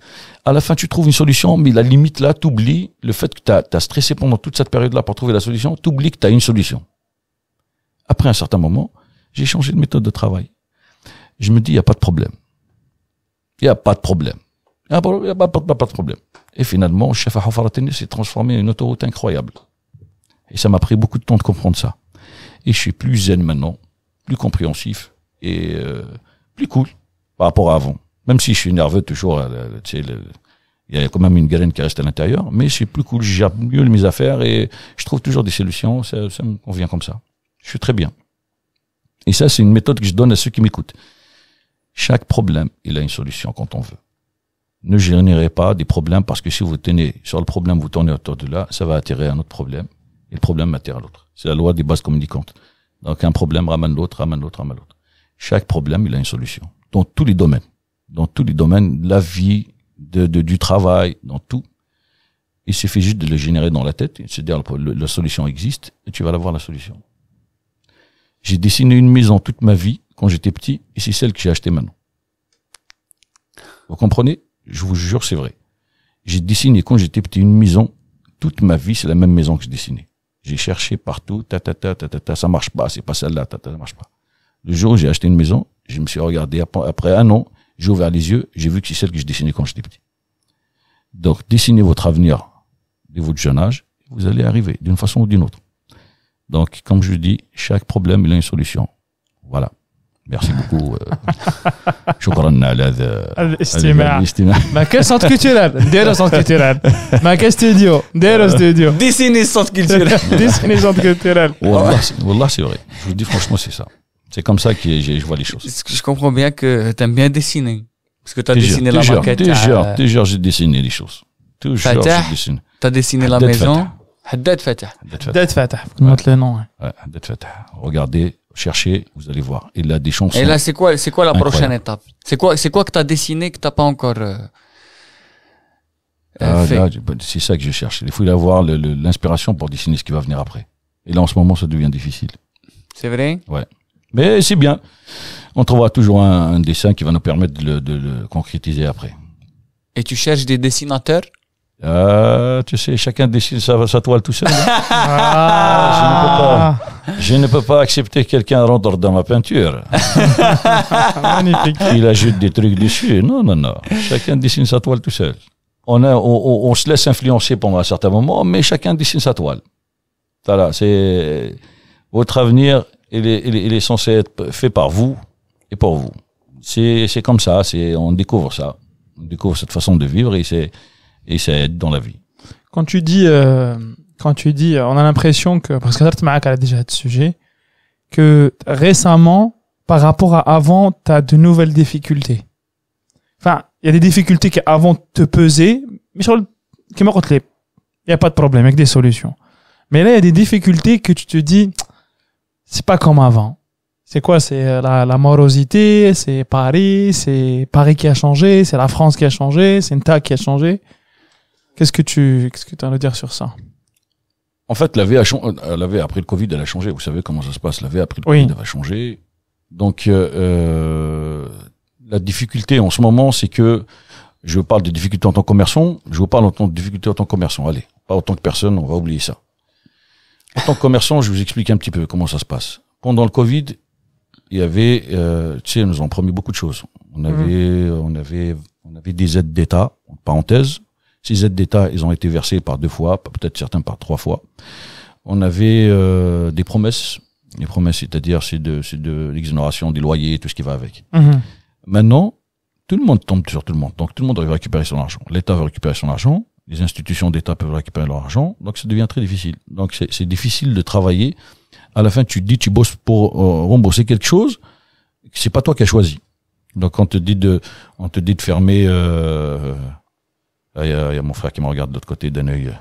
D'un œil surveillant. Un surveillant. Qu'est-ce qu'il dit celui-là? Donc, ce qui fait que on nous a promis beaucoup de choses. Donc, maintenant, ça devient un peu difficile parce qu'ils réclament toutes leurs dues en même temps. Donc, ça devient difficile pour travailler et pour maintenir les choses, le cap, en tous les cas.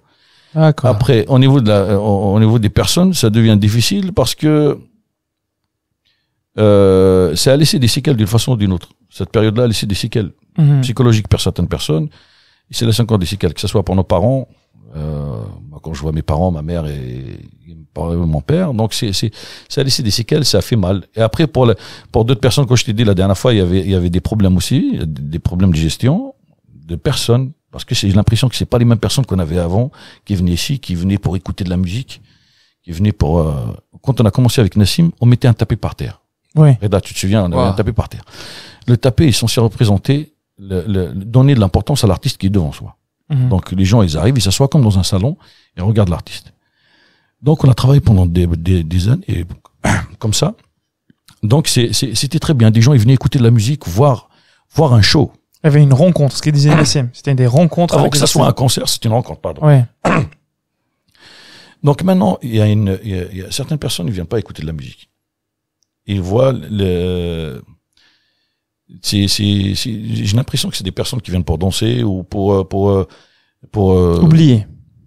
Voilà, tellement ça te charge, surtout ceux qui viennent d'arriver, les derniers qui viennent d'arriver. Ouais. Ça te charge émotionnelle qui viennent de perdre. Il y en a beaucoup qui ont laissé leur vie, comme je l'ai laissé moi. Ouais. Donc, ils cherchent un lieu pour oublier, pour se dépenser. C'est pour ça que je dis, le OLS devient petit pour tout ça. Donc, il faudra à un certain moment trouver une autre façon de travailler ailleurs. Il faut travailler ailleurs. Pour générer cette énergie, cette recherche de se dépenser des jeunes qui viennent d'arriver, il faut impérativement un lieu un peu plus spacieux que ça. Parce que nous, on est une boîte d'allumettes par rapport. Les gens, ils croient que le OLS, c'est petit, c'est vraiment petit. Hein. Il y en a qui viennent, ils me disent, ouais, c'est où la salle? Ben, c'est pas une salle, hein. C'est un salon que j'ai. C'est exactement. C'est un petit salon du bled. On a un salon au bled, il est plus grand que ça. Exactement. Mais c'est ça le. C'est intéressant. Depuis tout à l'heure, tu parles des gens qui viennent d'arriver. Tu dis les gens qui viennent d'arriver. Les gens. Est-ce que tu sens malgré toi une certaine responsabilité? Ah bien sûr. Ah mais t'es fou, bien sûr. Oh là là.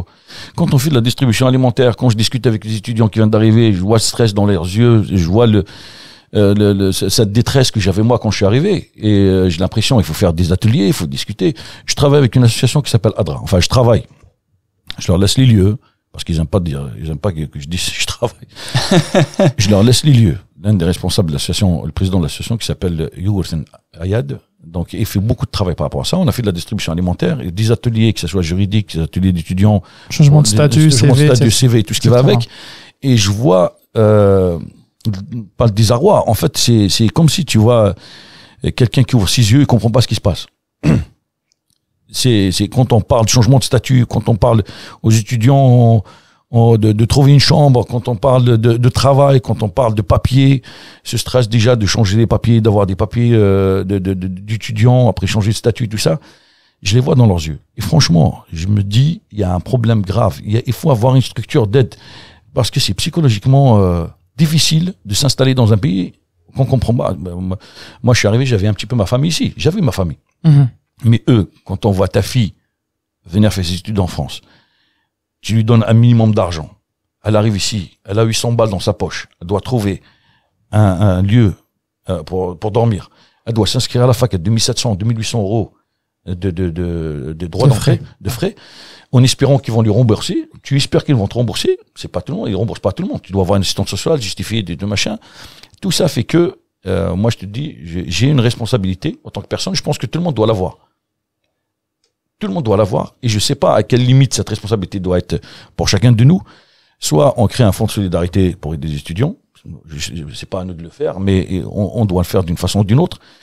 Ce fonds de solidarité doit servir à quelque chose, à responsabiliser les étudiants, c'est-à-dire je te donne de l'argent mais tu me le rembourses, tu me le donneras, parce qu'il va servir à ton frère, à quelqu'un qui va venir à ta place. On a donné de l'argent, on a aidé des gens en donation, mais à un certain moment on peut pas. Nous, dans mon village, moi, on fait souvent ça. On aide les gens qui viennent, des étudiants qui viennent, on récolte de l'argent, on essaie d'aider en tous les cas avec nos moyens. Mais je te dis, on doit faire ça pour aider les étudiants algériens qui viennent ici en France. Un fonds de solidarité, au moins un fonds de soutien psychologique et un fonds d'orientation. Quand je dis le temps est très important, c'est vraiment ça qui bouffe tout le mental. Si tu perds ton temps, tu vas pas t'inscrire à la fac et tu vas pas avoir de maison pour un endroit, un lieu pour dormir. Ouais. Et ce temps il passe vite et après on les retrouve dehors, on les retrouve à faire n'importe quoi, à perdre déjà les années de scolarité, à perdre leur papier et après on rentre dans un cycle un peu spécial. Et ceux qui arrivent Et ceux qui arrivent quand même à se maintenir, ils rentrent dans le domaine du travail. T'es obligé de travailler. Comme étudiant, t'es obligé de travailler pour gagner ta vie. Dans l'économie, c'est le syndrome de la patate et du caviar. Tu passes de la pomme de terre au départ, tu trouves ça c'est bon. Plus tu travailles, plus tu as besoin de changer. Plus tu as besoin de dépenser, plus tu as besoin... au départ, tu achètes chez Primark. Je dis Primark parce qu'à l'époque, ça n'existait pas. Tu achètes chez Primark avant d'aller au marché de Montreuil.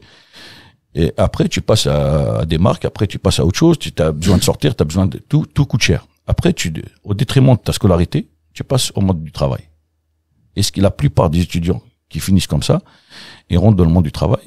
Après, ils oublient pourquoi ils sont venus ici. Donc, ils réussissent pas leurs années. C'est normal. Moi, je trouve ça normal, quelqu'un qui vient en France pour étudier, et il a pas de soutien, qu'il lâche. Parce que s'il n'y a pas de soutien, on lâche à un certain moment. C'est le travail qui prime c'est le manger qui prime sur l'école, quoi. Voilà. Alors, le Royal Est, c'est pas un centre culturel. C'est un PMU, un bar, un resto, une association.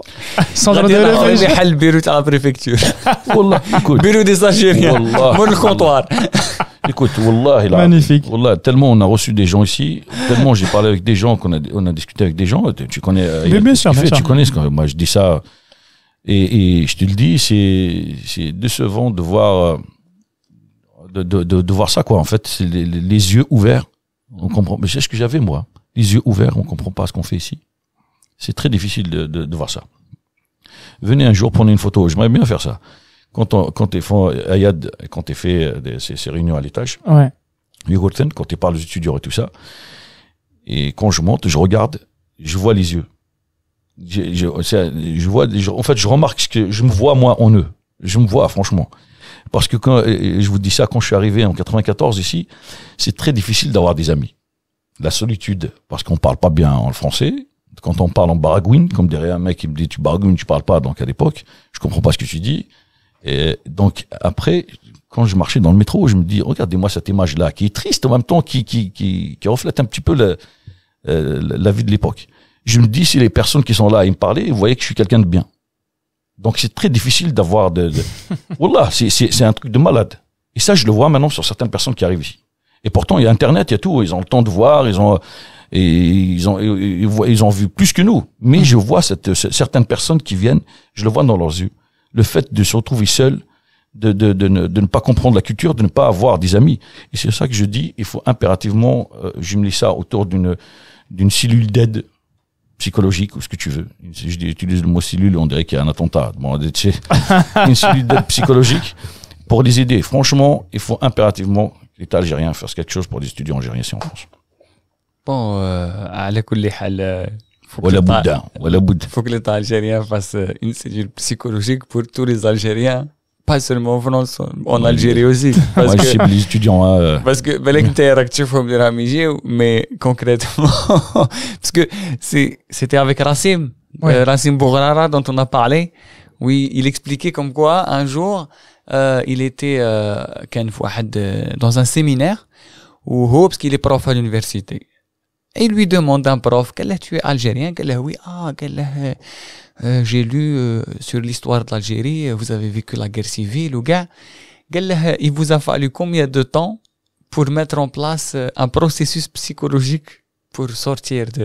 Efficace, ouais. pour sortir de ça. Bloc à Miskin, il s'est dit non mais attends, il n'y a jamais eu de... C'est quoi ça? C'est quoi processus psychologique? Qu'est-ce qu'il raconte lui? راه تخدم راه كان والو ما كان والو. شبيه شغل كي تحب تشكي لازم تجيب لك سؤال جيروا ما تشكيش نوتر لونغ كان والو يا خويا راه ما كان والو حقرونا صديقي شو سي داك سؤال جيروا كي تشكي بك شغل يجي سنين سيريا ما كان والو بير ما بريت تهضرنا على psychologique. Mais c'est intéressant ce que tu dis. Il faut une cellule psychologique pour tout le monde, pour gars le raji. C'est vrai dans un sens. Mais les étudiants parce que c'est ce que je vois ici. Oui, c'est fou. Hein. Je voyais pas gars c'est vrai que le Royal Est fait Rasna, c'est un lieu où on joue musiqa, Nassim Dendan.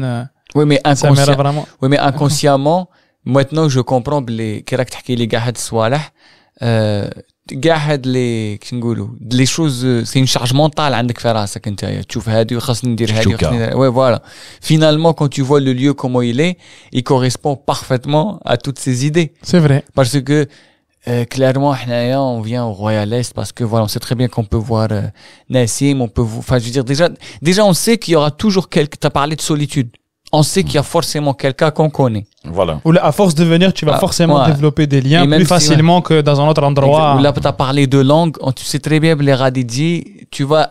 T'as le frites omelette. T'as le frites omelette déjà. T'as le sardine. Ouais. En fait, il y a même tu sais, des fois, un sentiment de légitimité. Moi, par exemple, je monte sur scène. Tu sais que moi, pendant longtemps, j'allais dans des lieux, je me sentais pas légitime. Je me sentais pas à ma place. C'était trop. Qui m'a dit Assas. C'était trop épicé. Oui, mais après, avec le temps, c'est bon. Entre le normal, tu vois, mais c'est quelque chose, tu mets du temps à te dire, oui, je suis complètement légitime. Là où je vais, mais au début, qui m'a dit tu l'as pas, tu n'as pas la confiance en toi. Donc, tu viens dans un lieu comme ça. Et du coup, finalement, c'est complètement logique, en fait.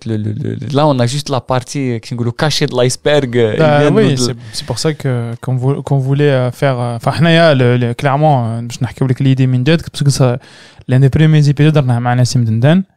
بدنا نحكوا على الموسيقى en général. وحكينا على ses débuts. Ses débuts, c'était le Royal Est.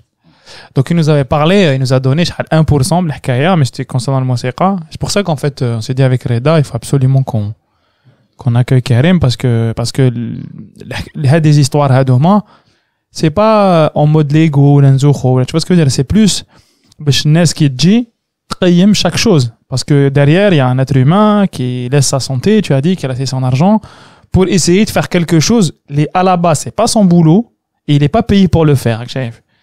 Et je pense que on a une situation qui m'a dit très urgente où il faut passer à l'action. Ça sert à rien checker, ça sert à rien trop tu vois. Il faut passer à l'action, c'est tout. Et il faut dire je passe à l'action et qui m'a dit شباب هذيك اللي ما تاع روح démarre دوك نلحقوك. Bah oui, mais une fois que t'as poussé, t'as démarré, frère, c'est bon.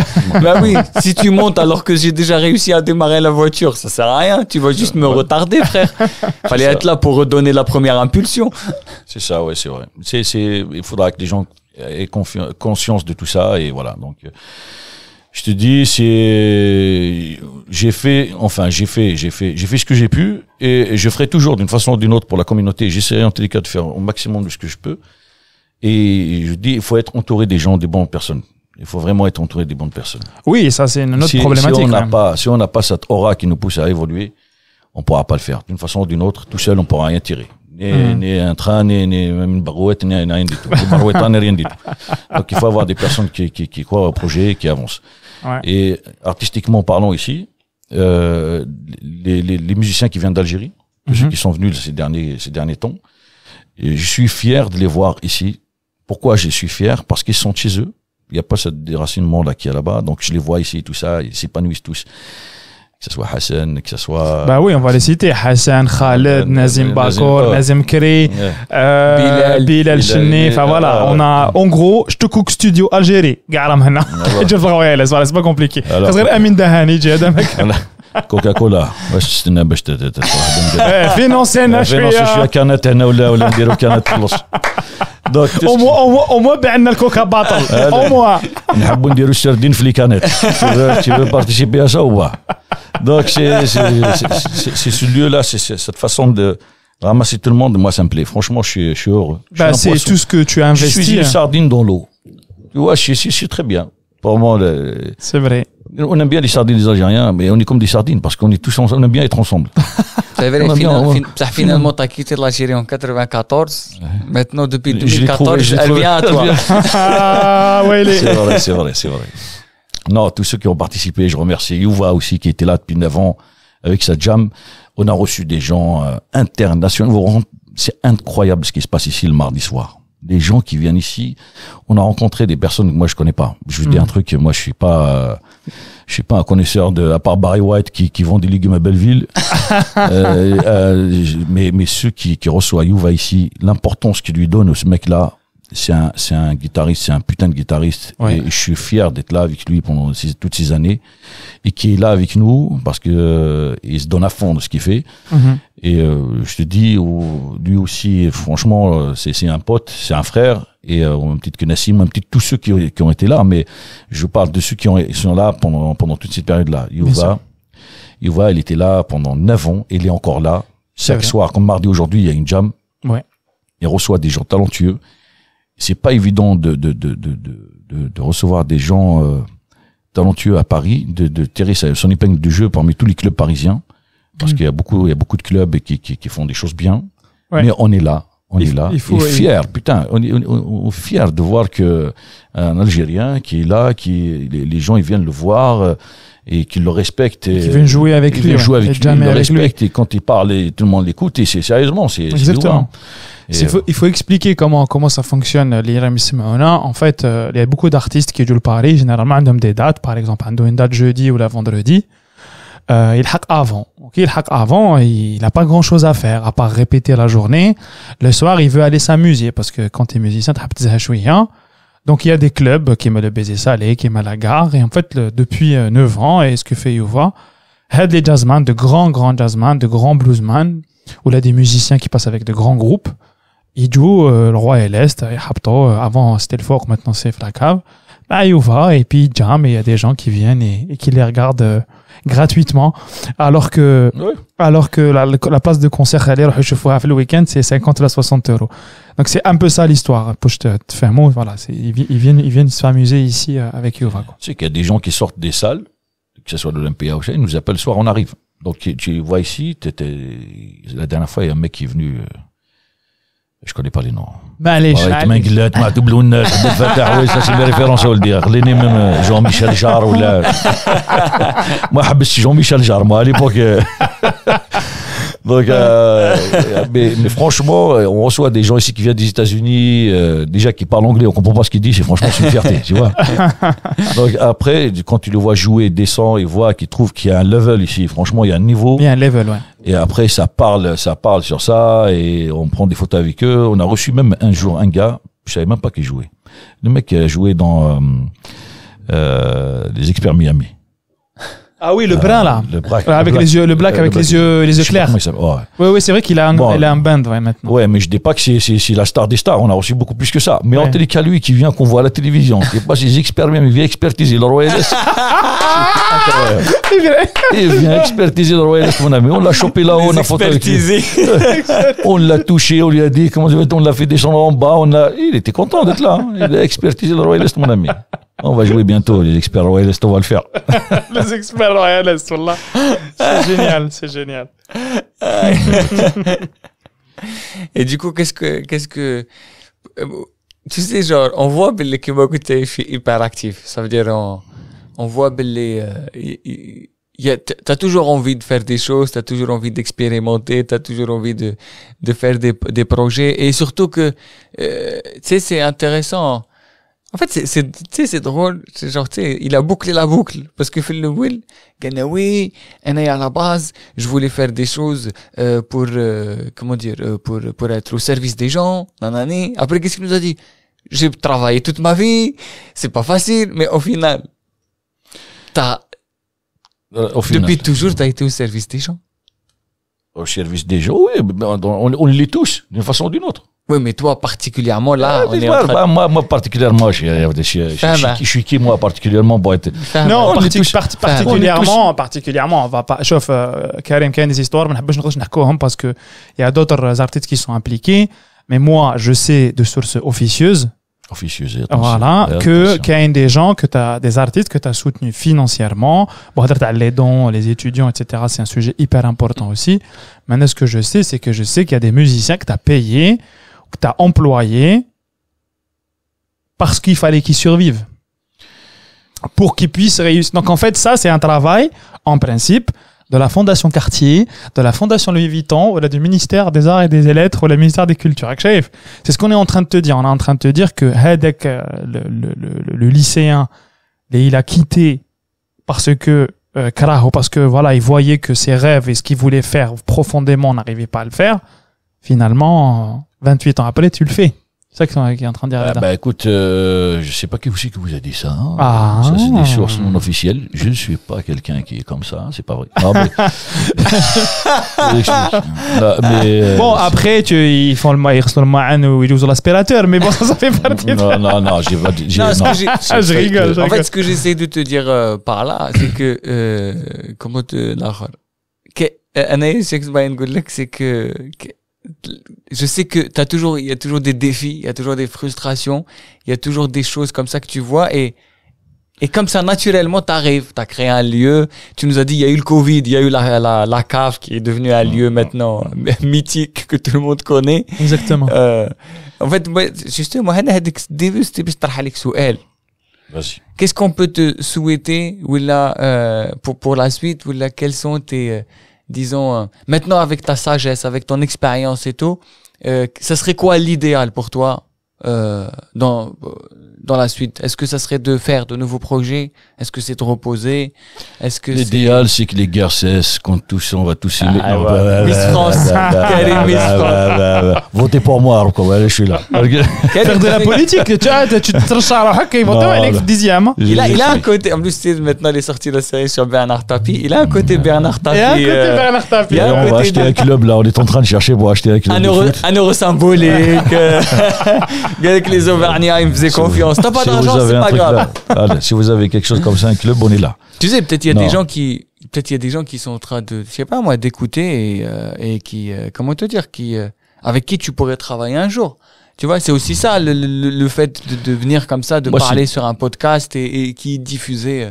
Moi, c'est le truc, la chose que j'espère un jour, en fait, c'est d'améliorer les choses, c'est d'avoir un lieu un peu plus potable, comme je dis, pour recevoir des gens. Parce que on a des artistes incroyables qui méritent d'être vus et j'aimerais un lieu un peu plus grand qui me permettrait d'évoluer, ou pas à moi en tel cas, même si c'est pas moi, c'est quelqu'un d'autre, d'un lieu où les gens, où les artistes algériens et maghrébins en général viennent donner de leur temps et de leur passion afin de créer quelque chose, un lieu de création, on va dire. Nous, c'est petit, on a fait ce qu'on a pu. Moi, j'ai fait ce que j'ai pu avec pendant ces années, parce que j'étais accro à l'adrénaline. Cette adrénaline me permet de me réveiller le matin en me disant, je sais pas ce qui va se passer. Donc, je cours sur quelque chose que je sais pas ce qui va se passer là pendant des années. Je suis arrivé à un temps où je sais pas si je dois m'arrêter ou changer complètement ou passer à autre chose. Et franchement, je suis bloqué. Dans un sens, je me pose des questions. Je me dis, si je pars d'ici, est-ce que j'ai le droit? Mais qui c'est qui va se mettre derrière? Ouais. Est-ce que j'ai le droit de partir d'ici? Même si j'ai envie, je vous dis franchement, je gère des affaires 5 ans, pas plus. 5 ans, je quitte l'affaire. Je prends une affaire, je développe, je travaille, je quitte 9 ans dans une même affaire depuis 2014. C'est beaucoup. C'est beaucoup psychologiquement, c'est beaucoup physiquement. Et cette adrénaline, cette recherche de plus. Voilà, il est plus. Moi, je dis pas que je suis pas motivé, mais il faut autre chose. Il faut autre chose. Je suis arrivé à un point où il faut autre chose, sinon, j'aurais pas aimé de venir travailler après. Quand j'aime pas venir travailler, c'est difficile après. Ouais. Et voilà, j'espère en tous les cas qu'il y a quelqu'un qui m'écoute. Allô? Quelqu'un qui m'écoute? Donc, qui va essayer de continuer ce schéma-là, d'essayer de créer quelque chose ici en France, un pôle ou un pont entre l'Algérie et la France qui permettra à tous les artistes de venir et de partir. Et de se développer dans leur art, et de laisser vivre avec leur art d'une façon honnête, sans stress. Et voilà. Donc je vois, on a beaucoup d'artistes en Algérie, on a beaucoup d'artistes qui sont venus ici en France. Ce qui j'ai remarqué, normalement j'ai pas le droit de le dire, je suis pas un artiste. C'est qu'on traite mal les artistes algériens en Algérie, et quand ils viennent ici, ils repartent là-bas, on leur met le tapis rouge. C'est pas normal. On pousse les gens à partir. Et ça, c'est pas normal. On doit les aider. Ceux qui vivent là-bas, ils doivent vivre de leur art. On peut pas permettre de les laisser, de les pousser à tous à partir, à se retrouver avec personne là-bas. Là, la plupart, ils sont là par rapport à ça. Mm-hmm. Donc, quand ils repartent d'ici, quand ils viennent s'installer en France, ils repartent là-bas, ils ont le tapis rouge, Mais quand ils vivent là-bas, ils vivent d'une façon ils vivent d'une façon difficile, quoi. Donc voilà, c'est lui qui m'écoute. Il faut que quelqu'un reprenne le flambeau ou là qui prenne le flambeau avec toi. C'est ça ce que tu souhaites.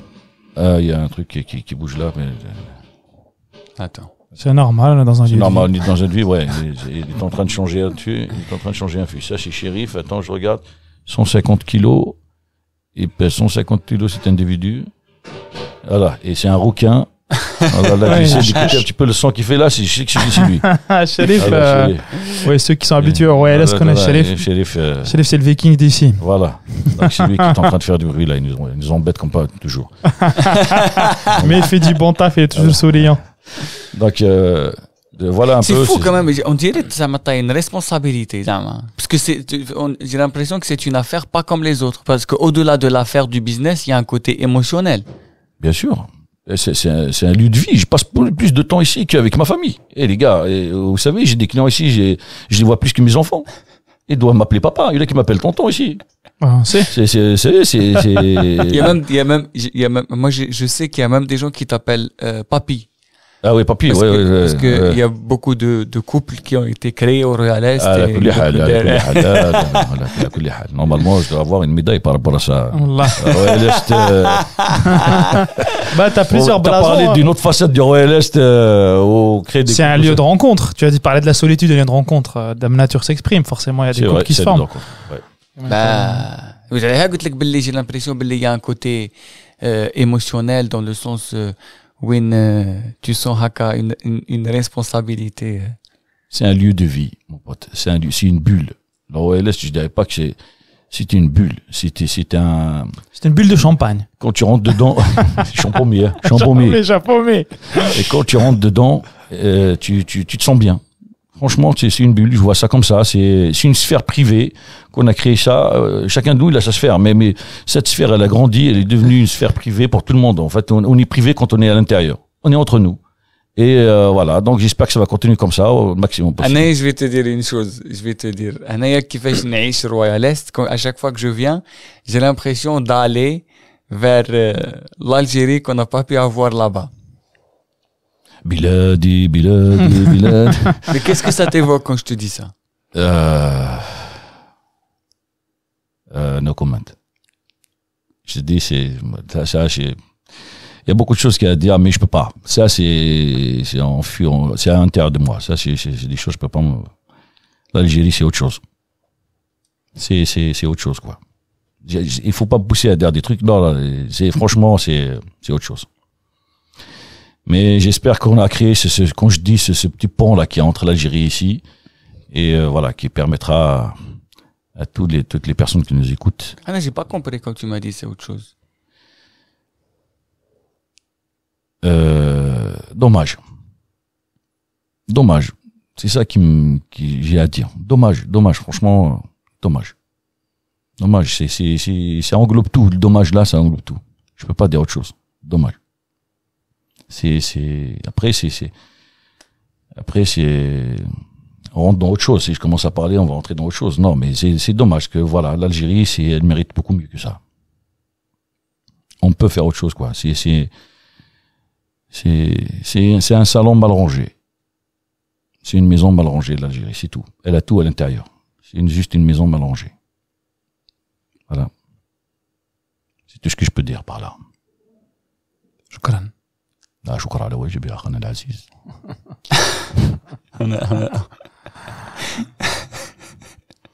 J'ai l'impression que ça m'a. À un moment donné, on a un point où il y avait deux videurs. Les videurs de la pudeur. Tu peux pas rentrer. Tu ne peux pas rentrer. Ah. Non, C'est pas les videurs de la pudeur. C'est arrive à un certain moment de notre vie où on peut pas. On se rend compte qu'on peut pas. Enfin, bref. Il y a beaucoup d'obstacles. Il y a beaucoup d'obstacles. C'est comme tu dis, c'est une boîte de nuit où l'Algérie c'est devenu une boîte de nuit où t'arrives, on te regarde, on te dit c'est soirée basket. Aujourd'hui, t'es mis des mocassins, tu rentres pas. C'est soirée basket parce que c'est pas toi qui as décidé. Bon, bref. Je dis c'est dommage. Moi, j'ai une boule, j'ai un truc qui brûle à l'intérieur de moi. Franchement, dommage. Mais je dis pas ça que c'est pire. Non, j'y vais chaque année, c'est magnifique. Franchement, j'adore. Quand je suis là-bas, je passe des très bons moments. Je suis avec mes amis. Et voilà, je respire l'oxygène. Je vois la lumière du jour que je vois pas ici. Je vois le bleu du ciel. Et je vois ma Kabylie, je vois la montagne. Je suis en bas. Je vois mon village. C'est tout ça. Je vois Alger que je connaissais pas avant. Je suis parti à l'âge de 17 ans. Qu'est-ce que je connaissais? Je connaissais Bouira. طلعنا البويرة une fois, même le village de Bouira, le mec qui était à la porte, un pote à moi, il a ramené une paire de chaussures, il lui a donné 2 paires de chaussures de droite. Il est venu يسوق الفلاح باش يبدلهم. Tu vois? On est arrivé, on est à 40 km de Bouira, un village qui s'appelle Rafour à 40 km de Bouira. Donc, on est monté avec des potes. On a été voir le mec qui travaillait à l'époque sur الفلاح. Il lui a dit اسمح لي الرجل اليمين il a dit ضرب القبيليه واش تهضر لي non on a cru que Bouira on pouvait pas parler au Kabylie tu vois le truc je suis parti à 17 ans là-bas je connaissais rien donc mon pays je le connaissais pas l'Algérie j'ai visité un peu Alger mais c'est tout mais là maintenant je la découvre je visite je regarde il y a beaucoup de choses à voir c'est magnifique et quand je dis dommage c'est que on a tous une boule à l'intérieur on peut mieux faire comme dirait l'autre il y a quoi dans cette boule? Le peut mieux faire. Il y a cette boule-là qui nous tue de l'intérieur qu'on dit qu'on peut mieux faire. On peut mieux faire. C'est quoi? C'est de la culpabilité? C'est de la putain de culpabilité. On dirait que c'est à moi. On dirait que c'est chez moi. Wallah, c'est un truc de malade. Il y a des trucs à l'intérieur où tu comprends pas. Et ça brûle à l'intérieur. C'est comme une boule, je sais pas moi, c'est une planète qui boule à l'intérieur de moi-même. Quand je vais là-bas, je reviens, c'est comme ça. Je me dis, il y a un truc qui va pas quelque part. En toi?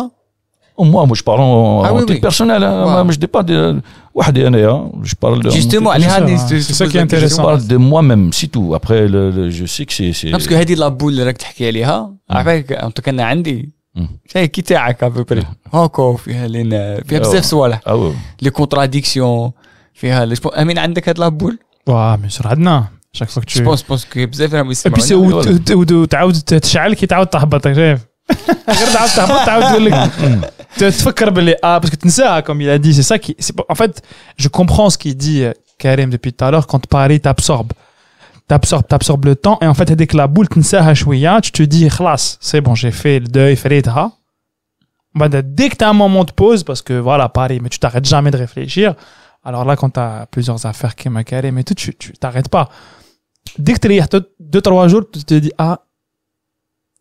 مانيش en paix صح كاري غادي je vais aller encore plus loin si je te dis que je me sens plus chez moi au Royal Est qu'en Algérie.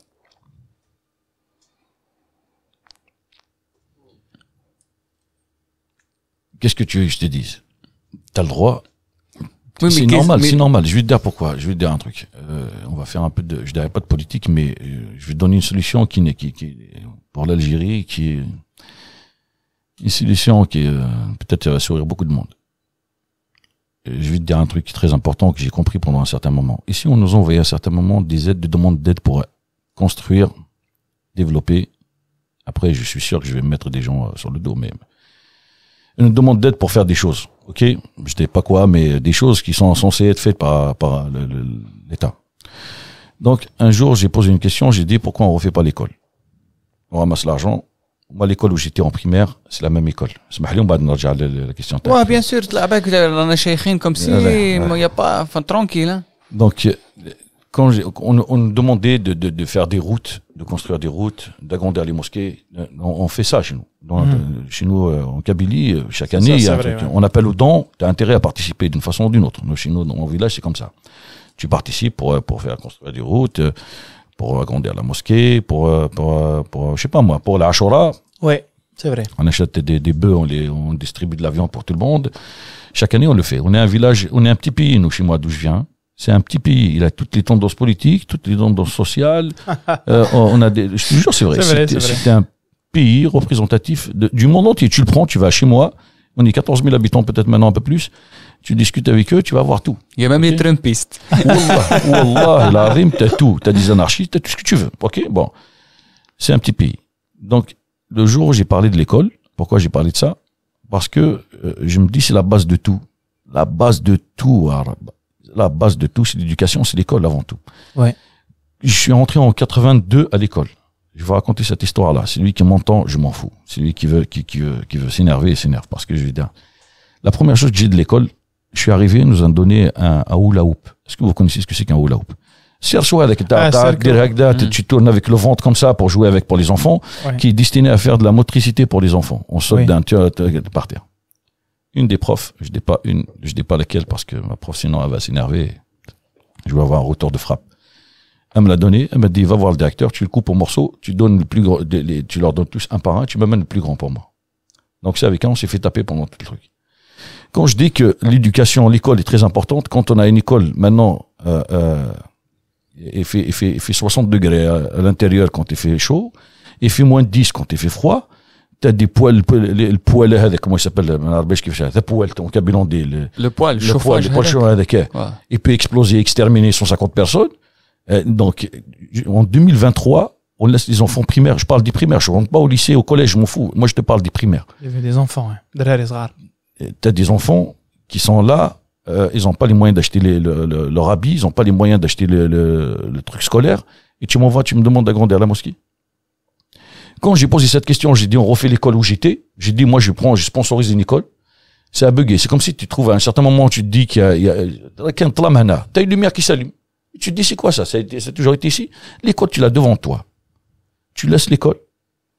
Tu vas aller faire autre chose que l'école. Cette école-là si on part sur la base de 10 ans, parce que nous, on a les projections, on les fait sur quelques années. Sur 10 ans, les générations que je vois maintenant, et nous, ça n'a rien à voir. Je suis désolé, ça n'a rien à voir. Il y a une haine à l'intérieur d'eux. Si on élève les enfants quand ils sont petits, en plus, il y a un truc très important qui se passe actuellement, c'est que les gens qui ont les moyens font étudier leurs enfants à la maison avant d'arriver. Ils rentrent en crèche, ils rentrent à l'école, il a déjà une base. Il parle en français, il sait compter, il parle en anglais, il sait ce que c'est que Allah, il sait ce que c'est que Salat. Moi, je suis arrivé à 6 ans, je comprenais pas ce qu'il disait à l'intérieur. Je comprenais que dalle. J'arrive d'une langue à une autre. Donc, je comprenais rien. Dans notre génération, déjà, c'est ça. En plus de ça, ceux qui sont maintenant, ils donnent des cours à leurs enfants. Et quand on nous arrive, comment tu parles d'égalité des chances? Un enfant qui a pas cette égalité des chances, comment tu veux sortir? Il lâche l'école à l'âge de 8-9 ans, il va lâcher l'école. Ou à 10 ans, il arrive au collège, il lâche. Comment tu veux élever une génération de cultivés ou une génération qui a une conscience? Ouais. Et en plus, il y a un autre maçon. Les profs, maintenant, tellement ils arrivent pas, ils donnent des cours. Donc, tu es obligé de t'inscrire chez ton prof, pour qu'il te donne des cours. Quelqu'un qui a de l'argent. C'est le même cours que tu vas avoir à la maison, que tu vas avoir à l'école. Le prof, sinon, il va être mal noté. Comment? S'il donne ikhtibar le madrasa, ça n'a rien à voir avec le cours qu'il lui donne, c'est pas la même chose. Il est obligé de justifier par les notes. OK? Donc, ceux qui ont les moyens, ils vont chez le prof. Ils sont qui n'ont pas les moyens, qu'est-ce qu'on fait avec? Ceux qui n'ont pas les moyens de suivre des cours, qui payent 3000 dinars par mois pour suivre des cours chez le prof. Il y a une arnaque quelque part. Cette génération-là, je sais pas si c'est Mao Tse-tung qui a dit ça ou mon père, l'un des deux, qui a dit si tu veux attaquer un pays, c'est pas la peine de l'attaquer avec des armes, fais-le aboutir avec l'école, pendant 20 ans, tu rentres avec de la grande porte. Donc, c'est ce qu'ils sont en train de faire. 20 ans a créé une génération un peu bizarre. Et je vous dis franchement, wallah, si on remet pas les choses au point sur l'école, si on remet pas surtout l'école, les primaires, donner à l'enfant son importance, wallah, on arrive dans une catastrophe. C'est ça que je te dis, j'ai une boule à l'intérieur. Parce que j'ai vu, il y a quelque chose qui va pas. Il y a quelque chose qui va pas dans cette société. Il y a quelque chose qui, je suis, non, mais parce que enfin, on comprend d'où ça vient. En plus, on l'a et on n'a pas en face de nous autant de personnes qu'on rencontre. Tu as vu qu'à la Kanaya, il y a énormément d'Algériens. Donc, tu as le panel. Donc, ce qui fait que tu vois l'impact en retard. Tu as il y a 20 ans, à une étude, quand tu parlais des étudiants et tout, etc.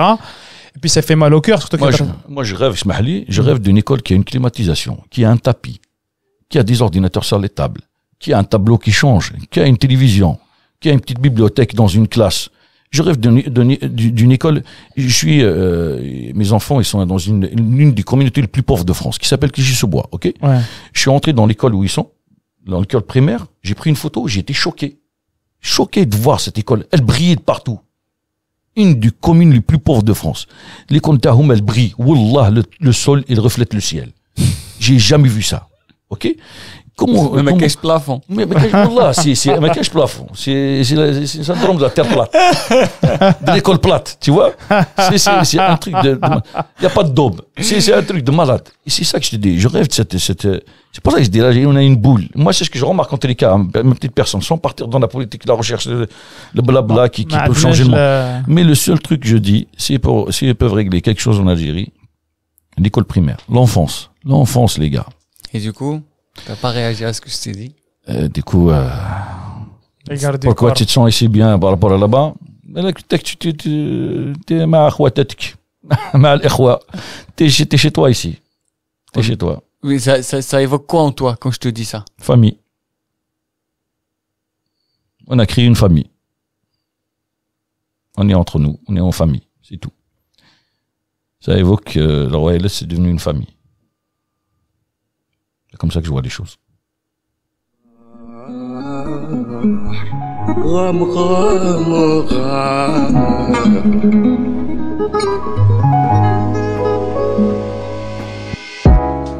Alors c'était épisode جديد تاع زيد كاس.